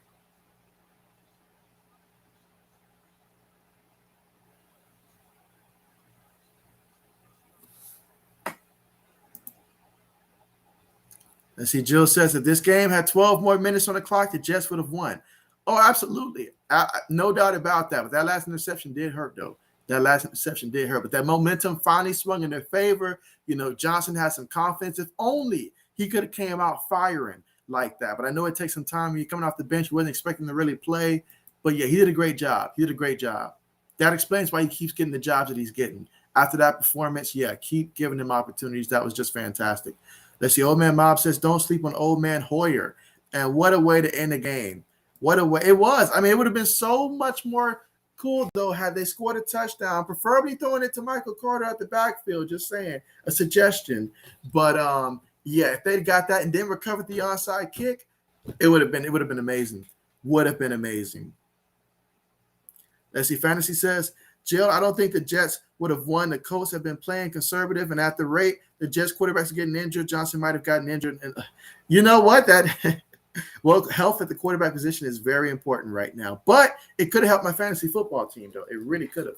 It really could have. But ultimately, a lot of points were scored. Colts won this game, said and done. Meanwhile, for the Jets, we'll see what they do next week and who they play next week moving forward. But they have to feel a lot more comfortable with the quarterbacks that they have right now next week heading into that one. Because this is a team that's just now starting to feel like they're warming up bit by bit right now. So we'll see how that plays out the rest of the way. But there you have it, guys. And so thank you guys so much for coming through for this stream here. So I'm going to go ahead and end the stream here. But, yeah, I appreciate you guys so much. And, yeah, make sure you guys are subscribed to the channel and have your notification bells turned on so that way you guys be notified of future streams. Come out, join us again. You know, the next stream is going to be Saturday. If you're not able to make it for college football early Saturday, then hey, Sunday Night Football will be the next NFL stream, you know, and if you can't do that one, Monday Night Football and so forth. But yeah, appreciate you guys so much. And let's see. Jill says, I enjoyed this live, man. I'll definitely be back to watch more of your videos. Hey, thank you so much. I appreciate that. Thank you. Thank you so much. I appreciate you guys. You know, the more the better. The more the better. You know, I absolutely love this. So Old Man Mob says, give the Jets a couple more years and get that O-line better. They will easily be number 3 in the division. There you go. They got to know their place. There you go. Got to know their place. But absolutely, I mean, you know, I do like I like their head coach. I will say that. You know, Robert Sullivan, I love him as a head coach. I like what he did with the 49ers. I think he's the right coach in terms of how you want to build a culture. Obviously, when you're trying to go from disaster to trying to rebuild something and just really revamp stuff, it takes a little bit of time. You know, we understand that it takes time to rebuild a culture, but that's something that I think he's capable of doing. You know, he has that type of influence. I think of what Brian Flores did last year for Miami when he came in there and just, you know, just the influence he had. Obviously, his team has regressed this year. A lot of that is on Tua. They should have never tried to move on from Ryan Fitzpatrick so quickly when it was working like that last year. I think that was a mistake. But anyways, that is what that is, though. But, yeah, they can certainly, as you say, be the third team, you know, after the Patriots and Bills, you know, in the future. But we'll see how things play out. A lot of things can happen. That is for sure. But, yeah, but thank you guys so much again for coming out. I'm going to go ahead and end the stream, though. Hope you guys have a great night. And, hey, tomorrow's Friday, you know, so, you know, we're getting close to the weekend, you know. So make sure you guys enjoy your night, enjoy your Friday and stuff. I'll be back here Saturday getting ready to watch the Ohio State Buckeyes play against Nebraska and all the other craziness that'll be happening on college football as we're getting closer and closer now to where things get very interesting. But with that being said, thank you guys again for joining, and see you guys next